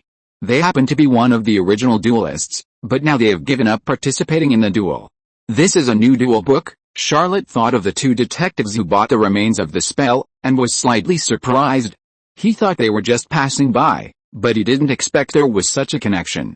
He smiled and said, "It's a good thing to have 2 fewer duel opponents." Vinnie Orsino shrugged and said, "I guess you've also received bad news. Addison's brother has been promoted to the 14th level." Charlotte took a deep breath and said, "Thank you, I really haven't received this bad news." He had always planned to set the duel at Machupi, and later Anne helped to ask her cousin to fight instead, so Charlotte really didn't pay attention to her duel opponent. Winnie was slightly surprised, then smiled and said, "You are really calm in the face of adversity." While the 2 were chatting, 3 clever kittens staggered over. Charlotte brought them home and let them move freely in the room, letting them play out their nature of exploration and adventure. She just sealed some places where the kittens could easily fall in to avoid any accidents. Winnie Arsino was very happy to see the clever kittens, and even took out a small bag of special soft cat food to feed the 3 little things. Mr. Charlotte, how did you think of raising 3 clever cats? Charlotte replied, "The house is really too empty. I need some vitality." Winnie laughed and said, "Mr. Charlotte, are you interested in learning some cat spirit magic?" Charlotte was about to refuse. He was a student at the University of Sheffield and was not very interested in the spirit magic of Gorgias University. Although he had thought of learning it before, it was just a flash of thought, and he lost the impulse afterwards. Vinnie Arsino smiled and said, There are only two small spells to get started with cat spirit magic, namely, psychic magic and cat transformation magic. With your spirituality, it will probably only take a few hours to learn. Psychic magic can communicate with your pets and make them more obedient, and cat transformation magic is also a very interesting small spell. Charlotte thought for a while and said with a smile, "Then I'll leave it to Vinny." He had also raised pets in his previous life, and knew how perverse these rebellious children would be when they were disobedient. The magic that can make cats obedient, well-behaved, and not do bad things should be learned. Vinny Arsino wanted to teach Charlotte cat spirit magic for 3 reasons. In fact, she also knew that if Charlotte wanted to learn cat spirit magic, she didn't have to learn from her. Although Anne's extraordinary path was a dream walker, she was a student of Gorgeous University, and it was not difficult to find a textbook on cat spirit magic. Chapter 74, Spiritualism and Cat Transfiguration. Charlotte's recent record is too strong. Vinny Arsino is very curious about how much background Mr. Mecklin has. The speed, performance and results of learning cat spirit magic can test many things, such as spirituality, understanding and talent. Moreover, although the Cat Detective Agency is a large detective agency in Strasbourg, it is a female-oriented agency after all, and 70% of its members are female employees. In many cases, it is relatively weak and not known for its combat power. Vinny Arsino has been committed to attracting external aid for the detective agency, so that it can invite strong combat power in critical moments. Although Charlotte is still a low-level extraordinary, she has unlimited potential. Vinny wants to invest in advance. As for the third reason, it is more complicated. She always feels that Charlotte has many secrets. Charlotte has faced the evil god twice. Her spirituality is comparable to that of a high-level extraordinary. Learning entry-level magic is easy. He quickly used the cat's 3 hand seals to raise his spirituality and sensed the life movements of the 3 clever cats. Charlotte followed the rituals of cat spirit magic and comforted the 3 clever kittens. He soon sensed that the 3 little cuties were quite dependent on him and opened the spiritual shield to allow him to explore their still tender hearts. After communicating with the 3 clever kittens, Charlotte withdrew from the psychic technique. When he opened his eyes, the 3 clever kittens were indeed more intimate with him, and could even vaguely understand some simple instructions. In the old world, psychic techniques are divided into at least hundreds of schools. Cat spirit magic is the orthodox spell passed down by the god of elves. Although this faction of psychic techniques is only introductory magic, it has characteristics that evil god spells and ordinary spells do not have. It comes with a layer of protection. Any cat that has been psychicized will be protected by the caster, and others will be excluded from psychic techniques again. Charlotte was overjoyed when she successfully performed the psychic art for the first time. She said to Winnie Arsino, "Cat spirit magic is indeed a very cute magic." Winnie Arsino smiled, but was shocked in her heart. Charlotte practiced the psychic art as if she was strolling in the garden. This talent was almost as good as the most famous geniuses in the empire. He can perform psychic art immediately after practicing. His spirituality is comparable to that of a mid-level extraordinary person, or even higher. His comprehension and talent are even rarer. I had already overestimated Mr. Mecklin before, but I didn't expect that I still underestimated him. He is more talented than I thought. Although Charlotte withdrew from the psychic art, she could still vaguely feel the emotions of the 3 clever kittens. They wanted to eat. Charlotte smiled and took some goat milk. The 3 kittens immediately licked it up, eating in a naive manner. Vinny Arsino accompanied Charlotte to play with the cat for a while, and then tempted him to try the cat transformation technique. Charlotte did not refuse and happily tried it. After about half an hour, his spirituality was slightly vibrated, and a clever cat image composed of countless pure white runes appeared between his eyebrows. The whole person suddenly shrank and turned into a young clever cat. Clever cats are born with weak spiritual power. About every few thousand clever cats, there will be one that condenses a weak spirituality due to a certain opportunity. Once this kind of clever cat is discovered, it can be sold at a very high price and become the best spiritual pet. This kind of cat with weak spirituality, if it falls into the hands of someone who practices cat spirit magic, there is even a chance to open the road to transcendence with a blessing of spiritualism. Charlotte, who has transformed into a clever cat, suddenly understood why Vinny Arsino encouraged him to practice cat spirit magic, because his spirituality was actually raised to a higher level after he transformed into a cat. "I can't use bloody glory in cat mode, the bloody whirlpool is gone too," All the superpowers? No. Inside is still there. Why is only inside still there? Charlotte's spirituality surged all over her body, gathering on her forehead, forming a circle of light golden stripes, adding a bit of cuteness. No, the lightness technique is still there, it's just a little different. Charlotte jumped with all her might, her small body soared into the air, and jumped directly onto the roof. He stretched out his foot and stepped lightly on the roof, and then jumped to the corner of the house. The whole process was like flowing clouds and water, and there was no sound at all. The lightness technique of the smart cat, which is used by humans, is lighter and faster, and has a stronger jumping power. Winnie Orsino screamed in surprise. She didn't expect that Charlotte's learning of cat transformation was easier than learning psychic skills, and the smart cat she transformed into was directly promoted to extraordinary. You know, she learned the magic of cat spirits, and it was only after she learned the cat transformation that her cat body was promoted to extraordinary 1 month later. Of course, she had just been promoted to extraordinary at that time, unlike Charlotte who was already at the 4th level. Of course, she didn't know that Charlotte had just been promoted to the 5th level and was already extraordinary. Even so, Winnie Orsino understood that Mr. Mecklen's background was indeed extraordinary, and he must be hiding a huge secret. She didn't continue to test, but waited for Charlotte to run around in the room, have fun, and restore her human body, and then she said goodbye. Charlotte tried to keep her, but Winnie Orsino refused the invitation to dinner. Winnie Orsino also came in a carriage. When Charlotte sent her out, she saw the calico fat cat from last time. When the fat cat saw Charlotte, it was lying lazily on the carriage, but suddenly it became energetic, jumped off the carriage, circled around Charlotte a few times, meowed a few times, and then followed its owner to get on the carriage. Winnie Orsino smiled and picked up her pet. After waving goodbye to Charlotte, she sat in the carriage and pondered for a while. After a long time, she whispered to herself, Mr. Mecklen will become a big man in the future. Charlotte was still very excited to learn the art of spiritualism and cat transformation. She repeatedly tried out these 2 cat spirit magics at home and had a lot of fun. She got up late the next day. He had just gotten up when Mrs. Nancy brought up the prepared breakfast and placed a letter with a black cover on the dining table. Charlotte was slightly stunned. In the Fars Empire, only obituaries to relatives and friends were sent in black envelopes. He opened it and took a look. He couldn't help but sighed. It was the obituary of Mrs. Pascal, the reception secretary of Kilmainham prison. He remembered the news that Mrs. Nancy brought back yesterday.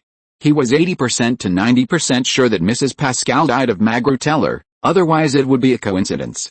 He hesitated for a moment and said to Mrs. Nancy, in 3 days, a friend of mine will hold a funeral, but I can't go because of something.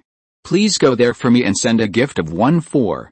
Chapter 75. A colleague did not complete the task. I was responsible for finishing it for him. Charlotte didn't want to get involved in this matter.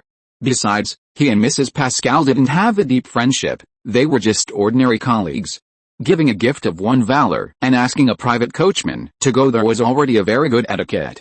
If he went there in person, it would mean that the 2 of them had a relative-friend relationship, which would be a kind of etiquette usurpation.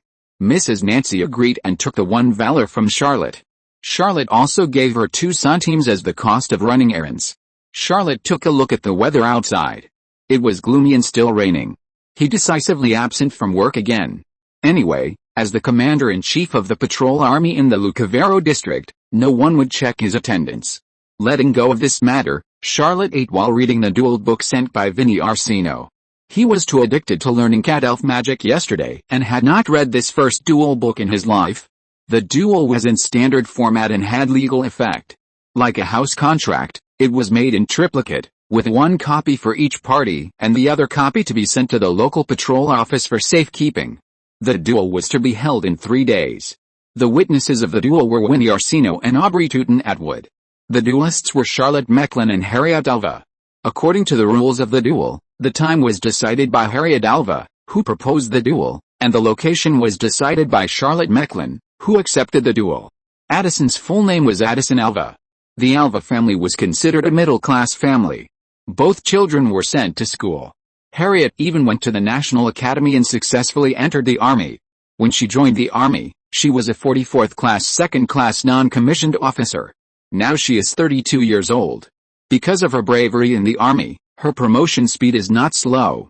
Now she's a 41st class 5th class non-commissioned officer, and her job level is equivalent to a civilian 5th class assistant, and is also equivalent to a 1st class sergeant and a 1st class clerk. If Charlotte hadn't had an accident, she would probably still be a clerk of the 41st grade. Harriet had more than 10 years of cultivation than Charlotte, and she was in the front-line army with rich combat experience. If she had a choice, Charlotte would never want to duel with such an iron-blooded soldier. After breakfast, Charlotte signed 3 duel letters and set the duel location at Mechupi Fortress. He kept 2 copies, after all, he was the commander-in-chief of the patrol army, and asked Mrs. Nancy to send the remaining copy to the Lima Detective Agency. After breakfast, the sky was still not clear, and it was unknown how long the rain would last. Charlotte got up and returned to her room on the 3rd floor, and began to study the diary and practice Bloody Glory. Since turning Mechupi into a maze, Charlotte's mastery of the Labyrinth of Agnaris has been advancing day by day. It's a pity that he can't find a second suitable ruined city for the time being. As for a city with people like Strasbourg, it is impossible to turn it into a maze unless he is the owner of the city. Fortunately, the arrival of the Labyrinth Evil God from the Agar Sea is still more than 8 months away, so it is not too urgent. Charlotte's main focus now is still on studying the Vampire Secret Scroll. He has completed the first page and mastered the Blood Flame gas. And also completed the second page and completed the Blood Flame transformation. Recently, he has also made great progress in the Burning Hand recorded on the 3rd page. After mastering the Rune of the Light Agility technique, although Charlotte has opened the 5th Bloody Vortex, the need for the Spirit Spider technique is not so urgent. After weighing the cost-effectiveness, he chose to break through the Burning Hand with all his strength. Unknowingly, a day has passed. When the room was slightly dim, Charlotte got up and lit the kerosene lamp. He felt a little hungry. He took a look at the weather and saw that the sky had cleared up a long time ago. He went downstairs and said to Mrs. Nancy, who came up from the basement, "I'm going out to eat." "You don't have to be busy." Mrs. Nancy bowed slightly and watched him leave number 58, Élysée Countryside Avenue. At this time, the Élysée Pastoral Street was still bustling. Although some shops had closed, others had lit up kerosene street lamps. The richest shops even lit up magic lanterns. The light shone through the outrageously expensive crystal glass, showing the luxurious goods in the shops to every passerby. Charlotte chose a restaurant she had never eaten at before and ordered a set meal. She was eating elegantly with a knife and fork in hand. A man with deep eyes, a straight nose, brown hair and gray eyes pulled out a chair and sat opposite him. The most eye-catching thing was the man's ears. They were not borne on the sides of his head, but slightly tilted to the top of his head. They were covered with fine hair and were a circle larger than normal humans. This was a typical orc appearance, and his bloodline was quite pure. This behavior was very rude, but Charlotte did not get angry. Instead, she immediately picked up the alchemical staff and pulled out a magnum hand shuttle. The brown-haired and gray-eyed man smiled slightly, and seemed to be a little playful about Charlotte's tense attitude, and made a gesture of quiet. "Mr. Charlotte, don't be so nervous when you see an orc," Charlotte replied. "According to custom, you should call me Mr. Mecklin. I am indeed very nervous." "Are you from the Orc Assassin League?" Charlotte's insight ability was warning frantically. This time, insight failed to issue a warning in advance. It was forced to be activated after the brown-haired and gray-eyed man sat down. Strong strength, orc blood, sudden appearance. Charlotte can guarantee that this brown-haired and gray-eyed man is an assassin from the Orc Assassin League.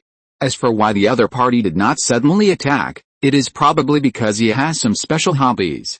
There are not many normal people in the industry of assassins and killers, and there are a lot of abnormal people. More or less, they all have some mental quirks. The man with brown hair and gray eyes smiled and said, "Okay. Mr. Mecklin, I am indeed from the Orc Assassins League. A colleague has not completed the task, and I am responsible for finishing it for him." Charlotte took a deep breath and was about to attack with all her strength when she heard the man opposite say, "I have a little quirk. I like to kill the lover of the person being assassinated first." Charlotte was overjoyed and shouted, "My favorite person is Senior Mandelman." The atmosphere was strangely quiet for a moment. The brown-haired and gray-eyed man took a deep breath and said, "Change your lover." "For example," Charlotte answered first. "Duke Misu, I like older ones like this. They are interesting." The brown-haired and gray-eyed man was silent for a while, and said lightly, "It's not that I can't give up this little hobby." Charlotte held the alchemical staff horizontally in her mouth, shook her body, and turned into a young and clever cat. She leaped hard and rushed to the roof. Then she stepped on the roof, twisted her waist, dodged the 3 flying knives that were chasing her, and jumped out of the restaurant like lightning. End of this chapter. Thank you very much for reaching the end. Don't forget to like. Looking for more exclusive content and immediate access? Subscribe to our Patreon. Remember, every like, subscription, or donation encourages us to continue. Thanks to everyone. See you in the next video.